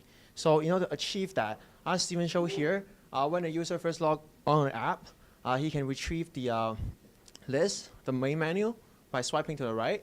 And then when he pressed, for example, legal and financial, yeah, the list will pop up, and that is actually sorted by proximity, so that the first one is the closest. And we also implement a search button. You can just search whatever place you want, for example, school. So that curate a database, and then all the school popped up. Yeah. So to build on the user experience, if user wants to see more details, we can click on a tab, and a full details page will come up, including the description stored in the ThoughtSpot content, as well as some user comments and their thoughts about the location itself. So, for example, the staff here are very helpful and have assisted me in many ways. As another user, I can mark this as helpful, and this list of comments will be sorted according to which ones are rated the most helpful. I can also write my own comment up here, or add to favorites if I want to add to favorites, and that will show up here. So you can keep kind of a bookmarks list of your favorite locations. And going back to the details page, we have 3 convenient tabs at the bottom: web, call, and map. So with one click, you can load up the website for the location, you can call the location, or you can get turn-by-turn directions with Google Maps. Okay, Friday's discussion, Terry McQuaid, she mentioned, wouldn't it be great if somebody could just, with one click, right, talk to someone? Well, here we go. We have a feature called Instant Help Room, and a user can just log in, type a message, get help, and meet like-minded people. And so a really important feature that we also included is the ability for users to suggest locations for other users. And so with this, ThoughtSpot Allegro extends worldwide. We can see the spots suggested by other people in Toronto, as well as, if we zoom out enough, we can even see it in Vancouver, which we have entered previously. Thank you.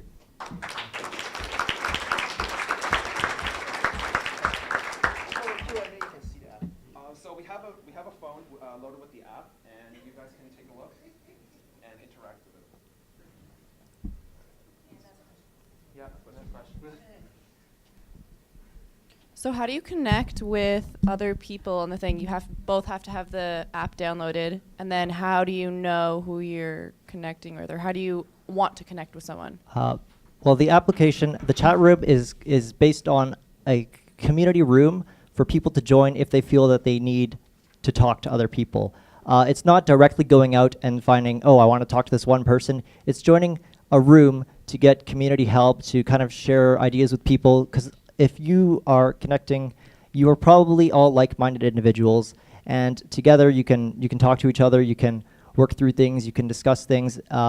It's to give a sense of community rather than one-on-one. Are you afraid it's a little bit like a dating site? I don't think it's anything like a dating site, actually, because you're not going one-on-one, and how do you plan to do moderation in the chat room? There's been some very famous instances of 4chan trolling of resources. So in this early release, we didn't really have time to implement types of filters, but there are moderation tactics such as text filtration, which are fairly easy to implement. You can have the chat system set up so that it's working with when it's being supervised by a moderator or a representative, and only have it active during a certain time.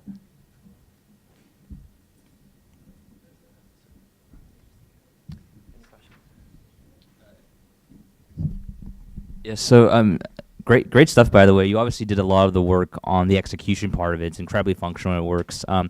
I guess thinking a bit about the future, what might it look like a year or two from now if you kept actually developing it? Well, well, first of all, well, we can of course make a lot of improvement in the back end, right? So we can increase the query speed. I did some calculation. If I implement it differently, I can get like 100 times faster. So that's worldwide. So so in terms of feature. Yeah. So to add on that, I think one of the main things is expanding ThoughtSpot to multiple locations. Like in a way, right now we've introduced a way to have ThoughtSpot interaction from, we demoed Vancouver, but you could get it all over the world. And I think that this, with enough time, you can really expand ThoughtSpot to have all the different locations. So yeah, I think that would be the main expansion over the course of time. Quick follow-on. So, I mean, I can imagine that there's two ways you could do it, right? Following up on your answer, you could either have a single ThoughtSpot that, as you showed, can show both, Vancouver and Toronto, or you can isolate it based on location. In your mind, is there any value in actually having a universal ThoughtSpot where I can actually see things beyond Toronto? Why would that be important? What's important about ThoughtSpot is that we create a community, and the community is not just limited to where you are at the moment. Maybe you were to go to Vancouver, maybe you were to visit somewhere else. We're not all stationary. So with this, by having a centralized app showing absolutely all the information from the users, we get to create a worldwide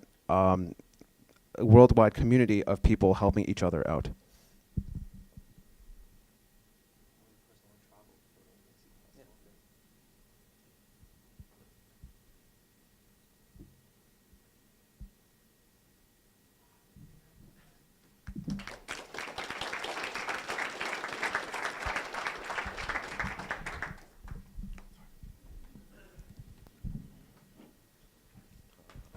Thanks, everyone. We're just going to pause for 2 minutes if people want to get up and stretch. I know you're getting a bit restless. We only have a handful more. I do have to check on a couple upcoming presentations. Do we have my community in the crowd?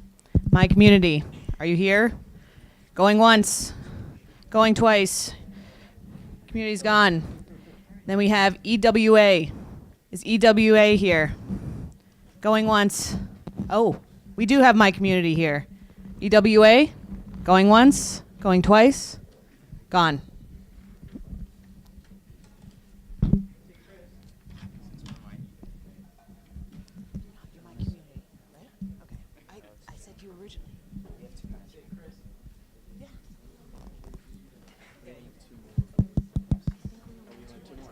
Yeah, I do have extras if you need them, but I think it's only 2 more. Yeah, or maybe 3 more.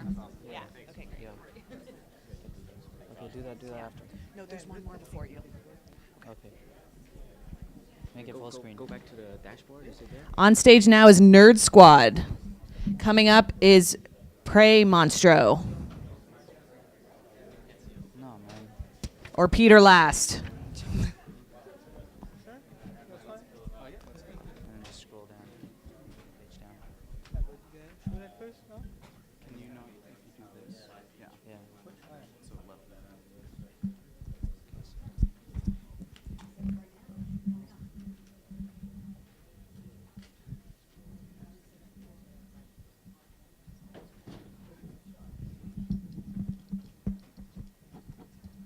We're just going to let our judges take a quick break, and we'll be back in a minute.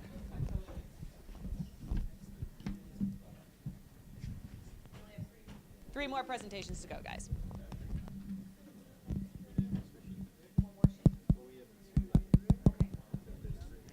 What should I say? What should should I say? Like, I gotta say something, right? Yeah, but he's, yeah, he's you can do the okay. Just do the intro. Okay. Just we'll talk about the website after. Right, sure. Yeah. Okay. So I'll do like a really quick run through on the presentation and then switch over to the demo. Yeah.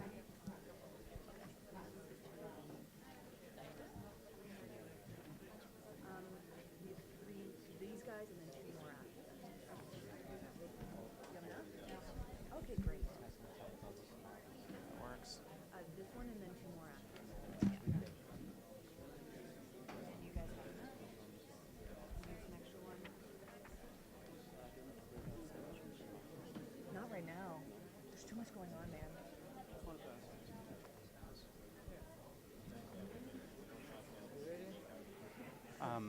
Yeah, I'm used to like smaller presentations, like groups of like max 15. Oh, 15. Yeah. That's 15 people. Yeah, like 15. Yeah. Well, maybe even less. Maybe only like 7, 8. Yeah.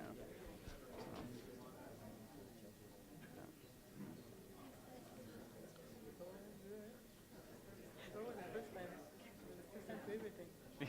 Well, no, I mean, I've done presentations. It's just, yeah, there is a certain amount of stress associated with them.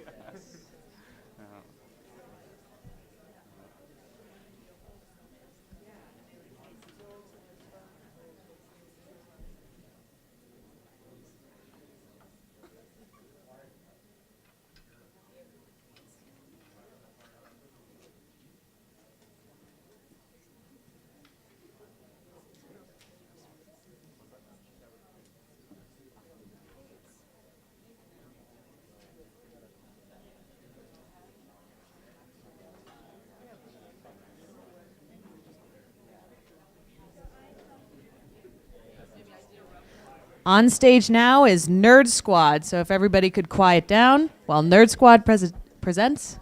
Thank you. Hello, can everyone hear me? Good afternoon.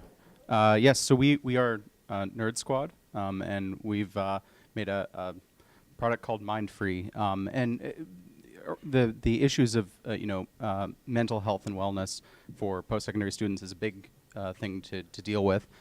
So we tried to refine the problem statement a little bit to how might we more effectively support post-secondary students in discovering wellness resources. So where we thought the existing ThoughtSpot product could improve, we found that it was difficult to tell what resources were available close to you, which is particularly critical if you're going to make a mobile product, because people might be looking for resources on the go and they might not actually have a vehicle to travel further afield. Also, the sort of impersonal presentation makes it easy to discount resources. So students working through mental wellness issues often reject advice as being incompatible with their experiences. So they might say, oh, well, that could help someone else, but it's not going to work for me. And so, putting the recommendations in the context of personal experience could really help. Reduce those barriers. With that in mind, we've implemented two particular features. The first is proximity-based resource discovery. So you can search within a certain distance of your current position to find resources that meet your needs. And the second is a kind of an anonymized sharing component that allows you to receive recommendations from people like you. So people who are experiencing similar situations can connect in a safe and comfortable environment without having to expose their personal information to other people. But you're also maybe more likely to accept that as an input if you're aware that the recommendation is coming from people in a similar situation to you. So we just have like some screenshots of the desktop view, mobile view. So these are just sort of comps. This is the kind of feature not really implemented at the moment, but the idea for the kind of recommendation sharing is that you could enter a description of how you're feeling today, and then once you submit that, you would get kind of a recommendation saying, oh, people who felt the same, maybe it's a word association. There are lots of semantic engines for identifying related words. It might make recommendations about those types of resources. So now we're going to jump into a demo, and I'll hand it off. So we're going to do a little demo of the website that's actually live. Right now, mythoughtspot.ca has a filter system where it filters through the categories, the 7 categories that they have, and there's some that are within multiple categories. So we kind of implemented that, but we used the newer API because they're using version 2. And we didn't actually get to merging our 2 files because we made this in a different file. But nonetheless, we still have a layout of the actual website. Okay. Oh, that's okay.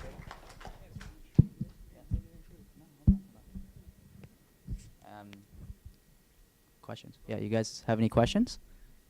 Can you continue walking us through that part? So, for example, so the whole point was we wanted to try to filter out what the person wanted. So using how they're feeling, we would figure out, okay, so he wanted to visit family and friends and go to a place. So let's say I wanted to go using your geolocation, so where you're located, I'll go to family and friends, and it'll tell me that, okay, within 0.21 kilometers, so using the Google API, within 0.21 kilometers, there's a place, and it's open from Monday to Friday, 7 a.m. to 8 p.m., and you can even click on the details, and it'll tell you that, oh, this is what's happened. And basically, the rating system also comes into play. We wanted to try to implement something like Yelp. So when a person shares that, oh, I feel like this, and I wanted to go through these 4 things, I'll give you another person will say, okay, here's a path that I took, and it led me to feel this way. And mainly, it depends on the user itself and what they're feeling and what the tags we catch from the feelings and the thoughts that they put in. But yeah. And based on I forgot about the filtration system. So we can actually filter the radius in which they want to search in. So for example, they say, oh, I wanted to search in, 21 kilometers within my house. And I wanted to go to Region and Culture Center. So now from here, they will tell us, oh, so we have all the way till 21 kilometers worth of places to go. Okay. Any other? Yeah. So filter down just a little bit more. So people are going to be looking for the places, but how would I know how to choose? So I know I've got all these places that are really close to me. How would that help me? So you can click on the details of the actual thing, and we wanted to implement the rating system in this. So a lot of times, depending on how the person is feeling, they will have other people in the same area saying, oh, I feel like this, and I took this path. I went from a culture show to a comedy festival, and I ended up at a bar at night. And it tells you that this is the path I took, and then at the end of the day, I felt happy with my mood. Yeah. We would like, also in the future, we would like to implement here opportunities to contact a specialist, because sometimes it's difficult to come to center and say that I have some problems, I feel uncomfortable, and people worry that other people may judge them. So here will be implemented opportunity to chat or video call or just call to professionals in center which you chosen, or you can just send a private message which there will not be seen who you are, to some people with the same feelings or people who experience the same problem and solve it in some situations. But if people would like to continue communicate, they can like open privacy and communicate.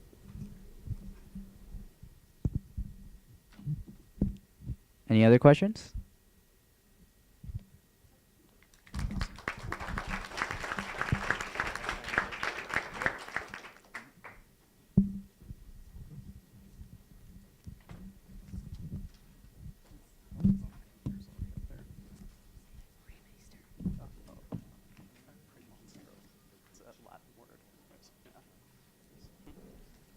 So up next we have Premonstro.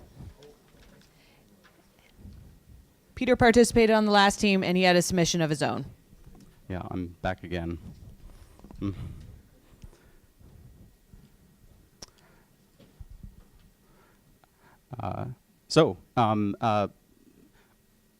In working in parallel with my group, one of the things that stuck with me was a lot of the ThoughtSpot resources are only really accessible to people who are going out of their way to search for resources. But there are critical incidents before you reach a point where you're actually going to be searching for resources, where most of the people who might end up in that situation are not actively pursuing it. For post-secondary students, a lot of the time that revolves around academic stressors like studying. And so people who have a sort of low internal resilience are going to succumb to that stress. So what I wanted to do was try and leverage ThoughtSpot's resources to empower students to be more resilient to routine stresses like studying stresses. So for the sake of brevity, I'm just going to leap right into the demo. The idea here is that it's kind of a study guide, if you will. So Premonstro is a Latin word for I guide. And basically what you do is you enter in a series of information. So you say, okay, I have a test coming up in 8 days, and I have 8 hours to study today. And then you provide one of three emotional states, so anxious or nervous, tired or unfocused, and relaxed or neutral. So let's say I'm anxious and nervous. Builds your study plan, and then you get this sort of study plan overview. And the purpose of this is to try and provide that structure that you might not be able to impose on yourself. So it breaks down the amount of time that you have available into slots, like it allocates study time, relaxation time, exercise time, and uses the categories associated with ThoughtSpot resources to select locations on the map that you can walk to and from over the course of your day, or the 6-8 hour period that you have to study. And so you end up with this entire kind of like guided walkthrough. Now the purpose of the emotional indication at the beginning, if you're anxious, then it might the program should lead with a relaxation activity, and it should err on the side of relaxation activities as gaps in between study sessions. If you're tired, then chances are you aren't actually tired. You're just sort of lethargic from sitting in one place for too long. So maybe fitness activities could be emphasized in that situation. And then you start studying, and you get kind of like guided through this entire process. So you walk through from place to place. When you're in a particular area, activities could be incorporated. So this, when you're in the Philosopher's Walk, you could choose a guided meditation, body scan, mindfulness of breath, that sort of thing. And then once you're in a study session, you have, oh, sorry.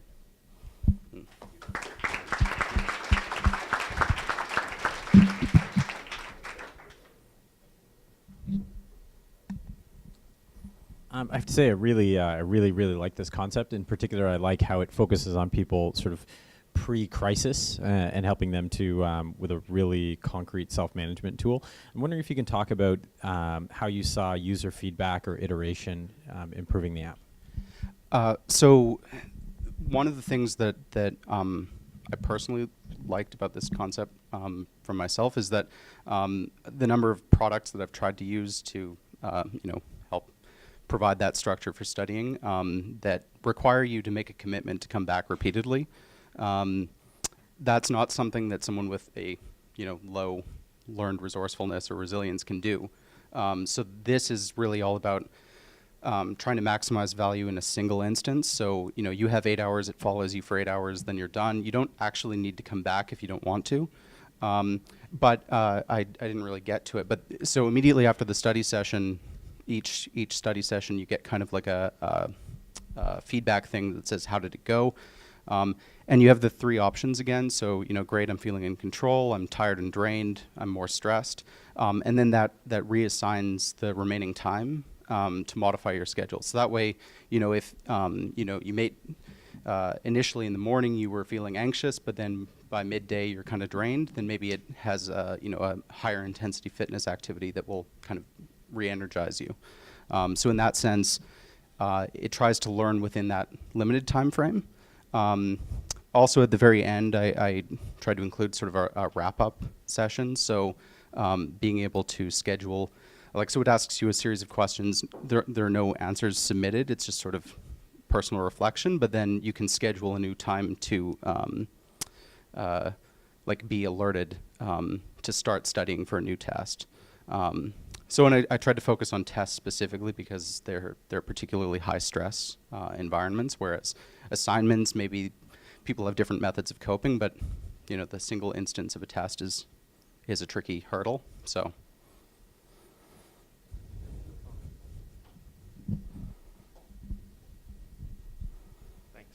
I really like the fact that you abstracted from my ThoughtSpot specifically in order to find a niche to solve a particular problem, right? So the studying. And my question was why? I personally have terrible study habits. I always have. I'm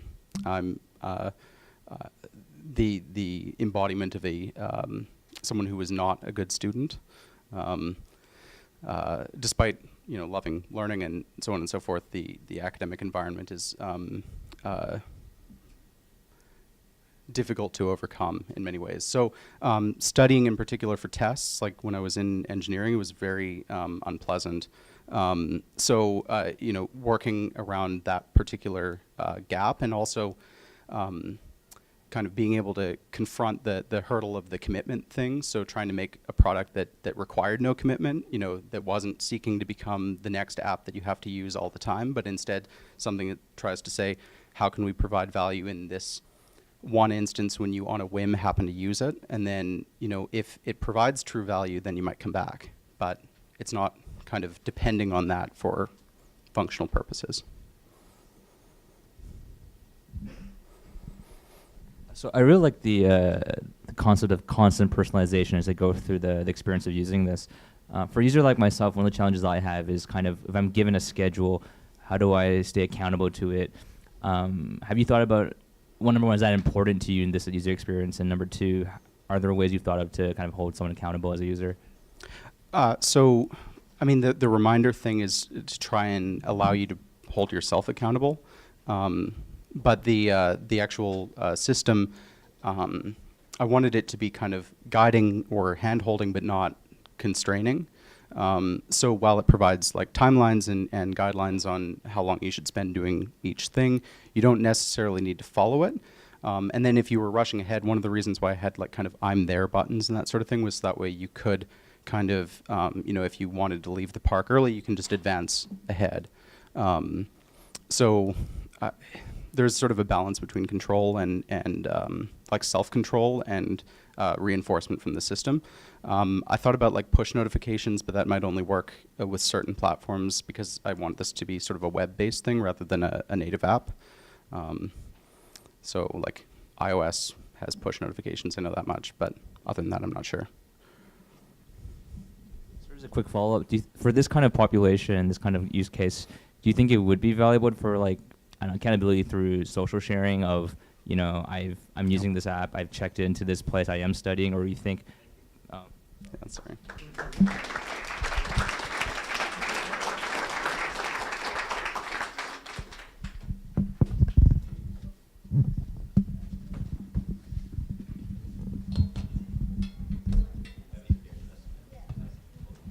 We're going to have some announcements in the meantime and also voting. Miriam and Andrew, I believe, are going to go around and start collecting your People's Choice votes. The winner, yeah, I'm not saying it's starting right now, but during the deliberation period, Miriam and Andrew are going to be going around collecting votes for the People's Choice Award, the winner of which wins a consulting prize from Hivewire.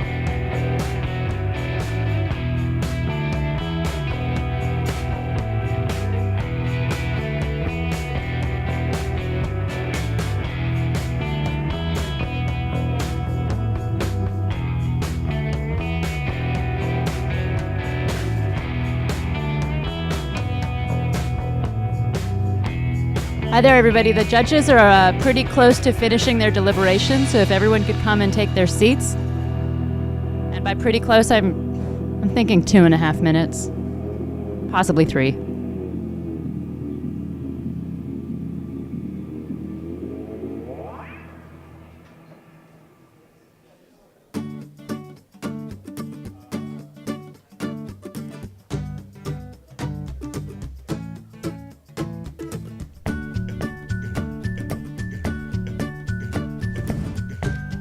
The center of the house is empty. Yeah, use the radio voice.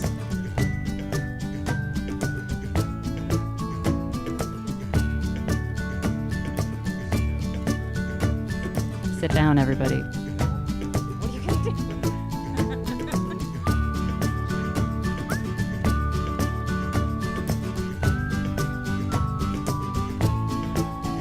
So if we could have everyone come into the center here, that would really be appreciated at this particular juncture.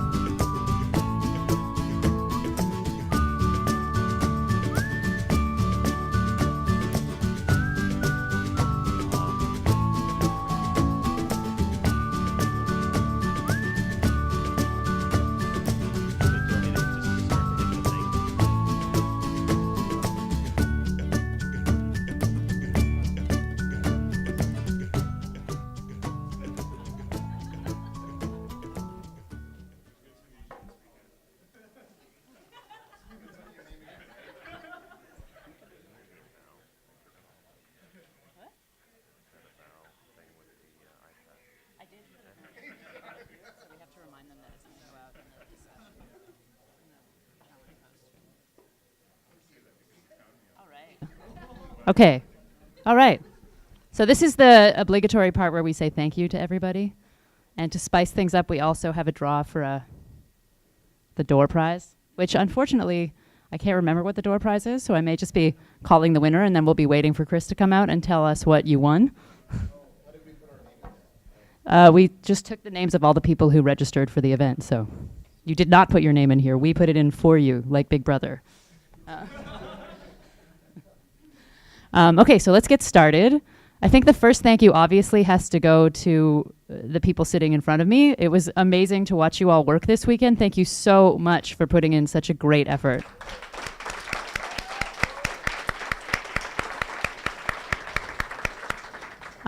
Also, and I think that this is important to note, this is CAMH's first experiment with doing a hackathon and with engaging the community to learn in this way. And we're doing an evaluation, and I'm sure that the evaluation is going to be important, but from where I'm sitting, evaluation aside, I think this was a huge success. So again, thank you so much.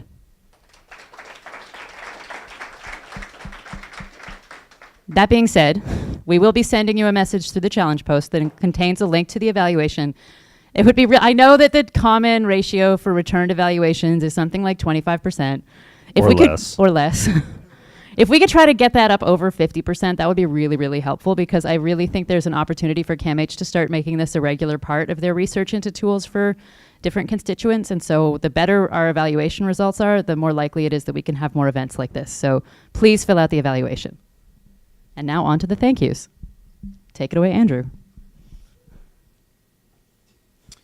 Okay, so of course we first have to thank the Ontario Ministry of Training, Colleges and Universities. They were the folks that that gave us the Mental Health Innovation Fund, which is the gas on which this whole thing has been running. So they need to be acknowledged that the government of Ontario was brave enough to take a chance on a project that was pretty open-ended, that it involved engagement, that had not specific outcomes. So that's something to definitely to note.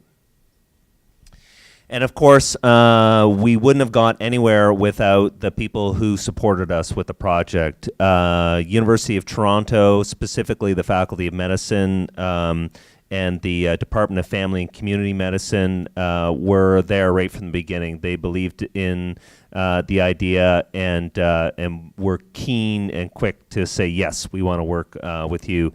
Connects Ontario, very important player, not especially well known or at least not as well known as I wish they were, but they are the core group that provides access information within the province.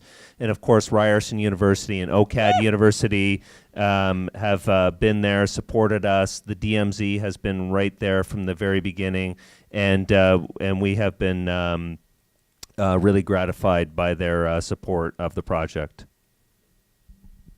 So for the hackathon, our amazing hackathon collaborators, Mind Your Mind from yesterday, Digital Media Zone have been an excellent host for this event, and I don't think it would have been as successful without their help.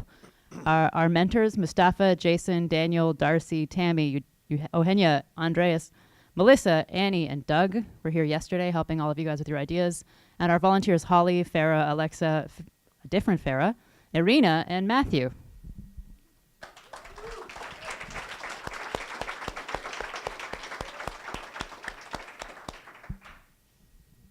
For those of you who are here on Friday night, of course, we were treated to a really very interesting panel. I was kind of scared by the panel because I didn't know how ready people were to kind of see that experience that kind of panel as a way to lead off a hackathon. But Terry McQuaid came from Seneca College.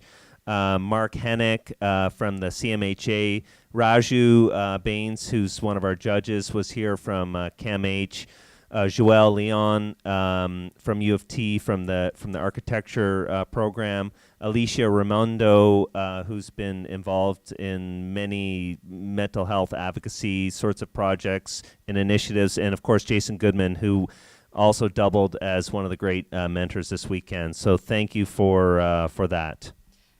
Also, I just had that moment of pain where you realize you forgot somebody on a slide. So I realized that we haven't put a slide up for Greg Ritalin, our amazing MC poet. So thank you so much. And you have a slide in my heart. There's a slide in my heart for you, and it's a lovely slide. Yeah. It's too big to fit into a normal monitor size. So our judges who are judging right now, and it seems taking this very seriously, I have to say the quality of the products that you guys worked on this weekend are so amazing. I am imagining they're having a really hard time narrowing it down. So Mustafa, Raju, Valerie, Christopher, Joshua, Catherine, Claire, Dana, Heather, and Nelson. Smart, good questions, right? Those were some good questions. I thought that they really were conversing with you nicely. So let's have a hand for them.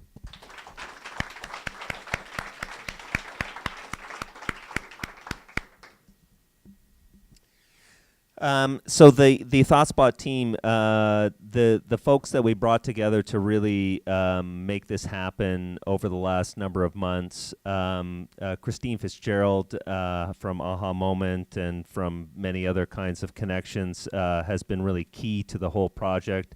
Maz Osman has been a delight to work with and a real energetic force.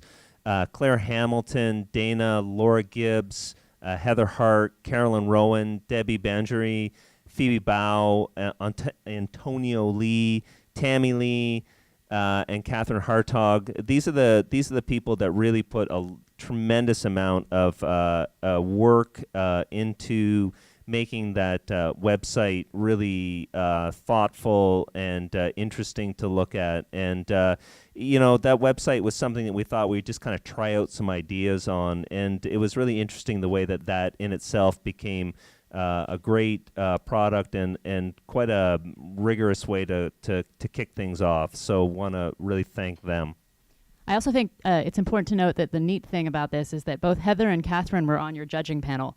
They also spent 6 months working on the map and working through the data and figuring out the UX. So although you may not have known it, two of your judges were both students, and they were also experts in terms of the projects that you were working on. So you know that the questions you were getting were both coming from a place of deep understanding and also a lot of appreciation for the work that you've been doing.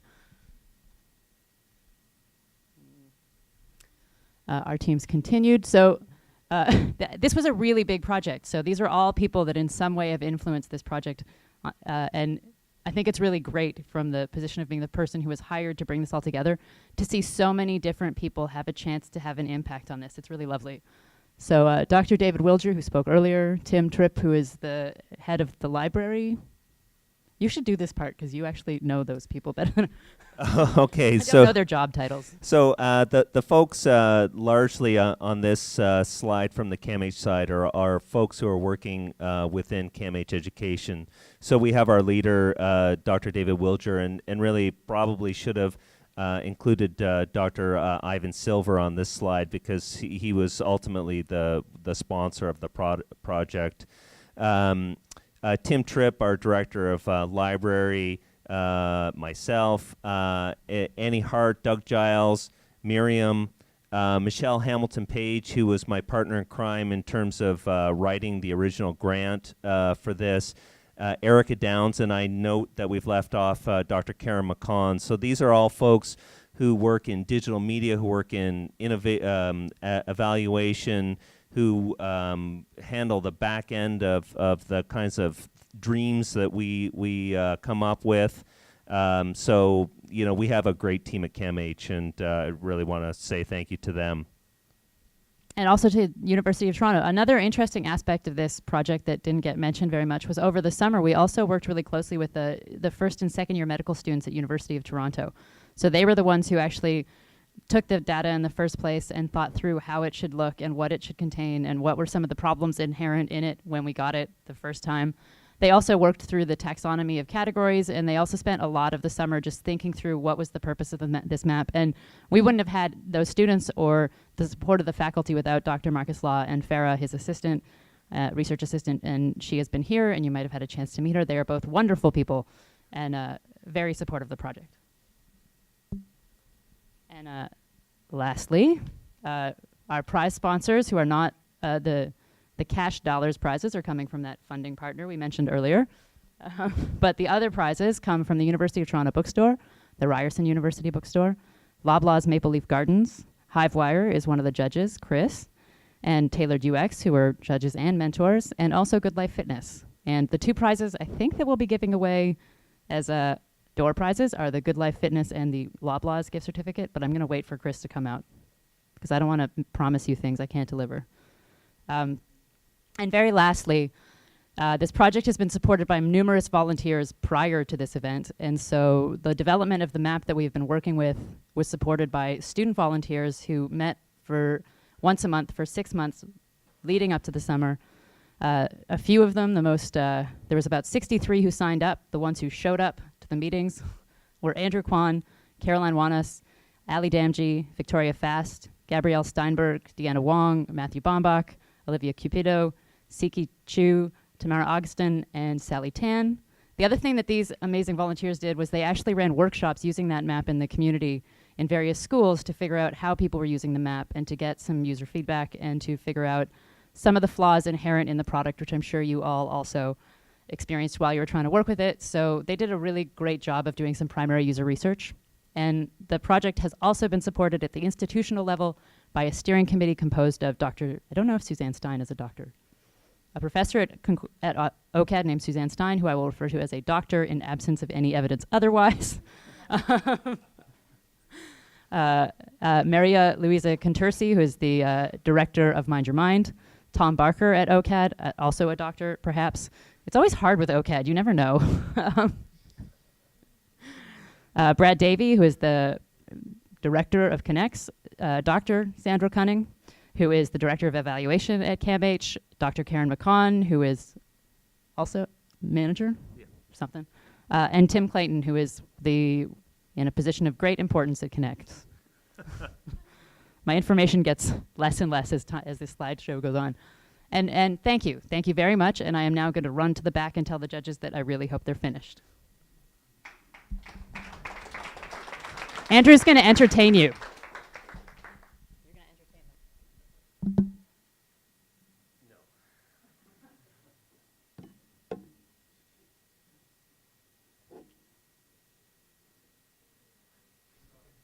Yeah, no, I in all seriousness, I think these folks are going to be along any moment. So I would say just sit tight. If you need to get a coffee or something, now's maybe your moment to do so. I'm getting the 30 seconds. I better come up with something really quickly. If not, I'll come back and sing. or we'll get Greg to come up and maybe do a poem. Do you want to come up and do a quick poem while we're waiting for this to come together? No, I love that.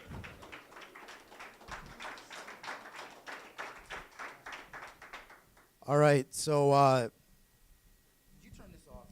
Oh, it's on. Good. So I'm here to kill time. How much time do you need me to kill?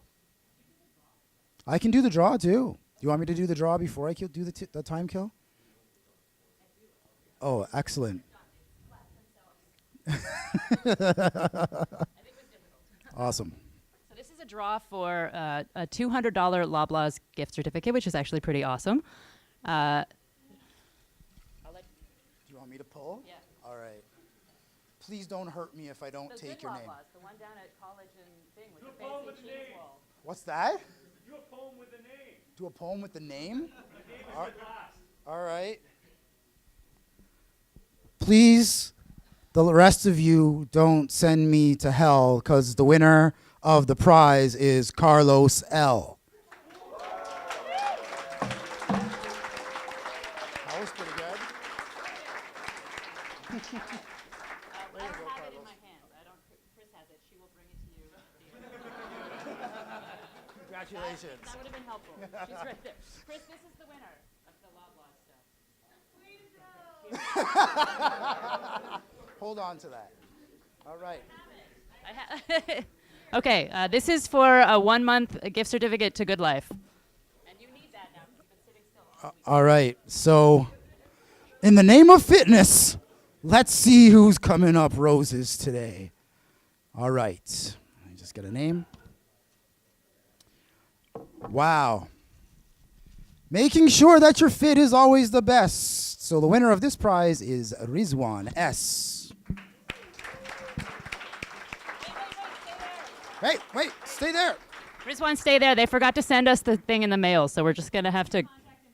Yeah. Or we can run downstairs right now and start being mad at them. Okay.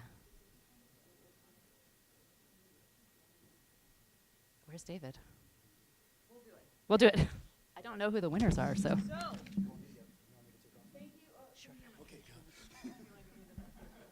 Thank you so much, everyone, for participating. We had so many amazing ideas. Oh, wait, one more thing. One more thing before we do the prizes. So one really important thank you that I don't think can be underestimated is how much work Chris and Maz have both put into this event. They have been unbelievably supportive, and they've worked really, really hard. So I'm just gonna, I'm not allowed to leave because we're live streaming this. Chris, can you take things out of this bag? Yeah. Okay. That's for Maz. Aww. Maz, come here. Come here, Maz.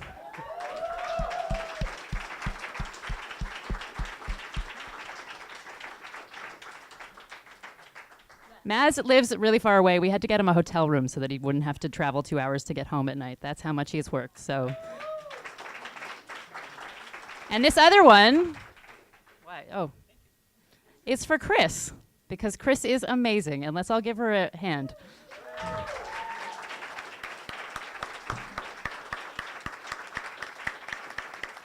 Good? All right, so I guess by virtue of being the one up here, I will be saying who the winners are. Yeah. Okay. Ready? Do you want to do that? Yeah, you do it. Okay. We'll do it together. How's that? Okay.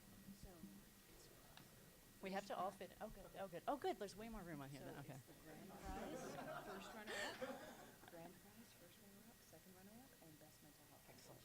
Great. Yes. Can I What's do the one thing people's first? choice? What? Thank you. Thank you, the man behind the curtain. Appreciate that. Here. All right. Just before we do the announcements, just like to introduce Marcus Law. Marcus was unable to join us throughout the weekend, but he's here now. He's just jumped off a plane, and not out of a plane, just for the record, just in case your mom is watching. He's a real risk taker. But this project has been and continues to be a collaboration of a lot of partners, and this wouldn't have happened without U of T stepping up and doing a lot of work behind the scenes. So Marcus, we thank you for all of that and allowing us to all be in the room here. So thank you. So let's give it up for Marcus for a second.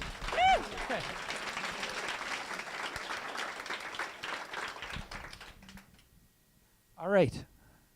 I feel like we need some sort of drum roll or something. Okay. Guys, just on your knees.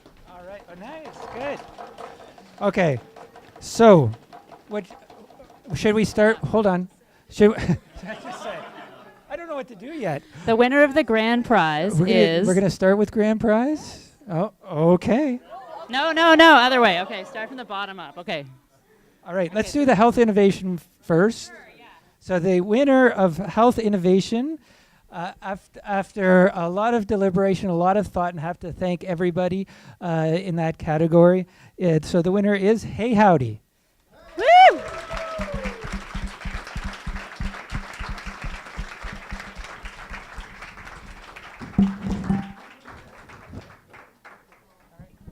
Congratulations. Oh, where's the little... Congratulations. Okay. Congratulations. Good job. Well done. All right. Just to let you know, this is my second consecutive win right at this place after Dementia Hack. So this place is really special for me.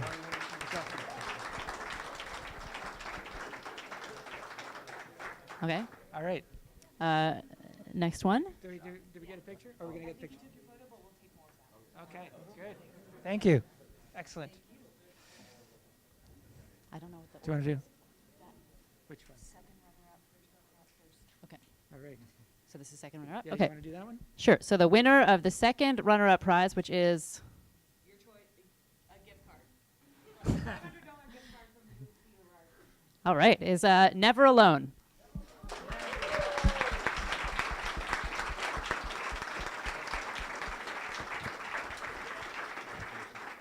Congratulations. Thank you. Congratulations.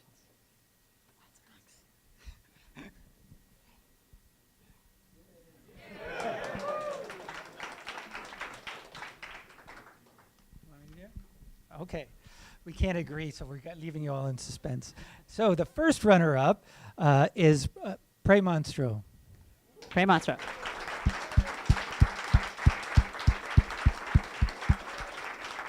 The first runner-up is getting another bookstore gift card and also And a $950 credit to the Tailored UX Design Co-Founders Program. Okay.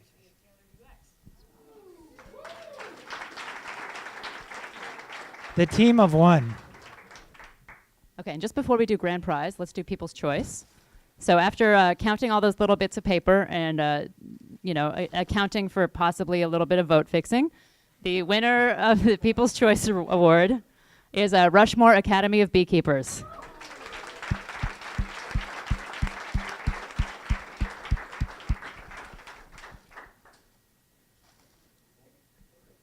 And the People's Choice Award is very kindly donated by Hivewire, Chris Charlesworth at the back, and it is a series of we talked about this and I can't remember. Can you tell what the prize is? Congratulations. Congratulations. It's a series of crowdfunding consultation meetings so that if you want to take this project further, Chris is excellent at helping you come up with the strategy to do that.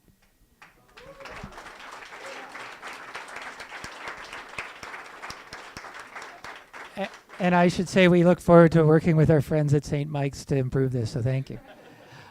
So just before we do the grand prize, I think we just need to give it up for everybody for fantastic work. Thank you for the weekend. Tremendous. Awesome. My 12-year-old daughter is here. She thinks this is the coolest thing she's ever seen. So thank you.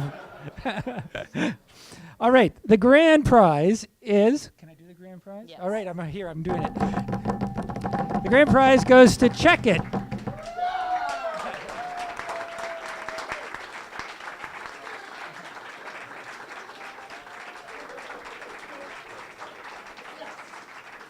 We even have a giant check, guys.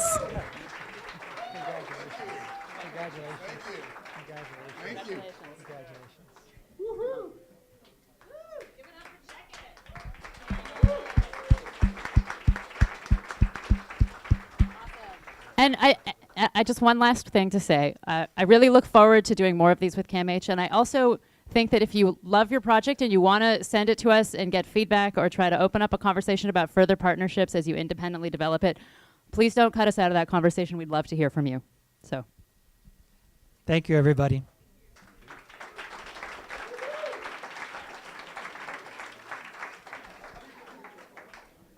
Thank you.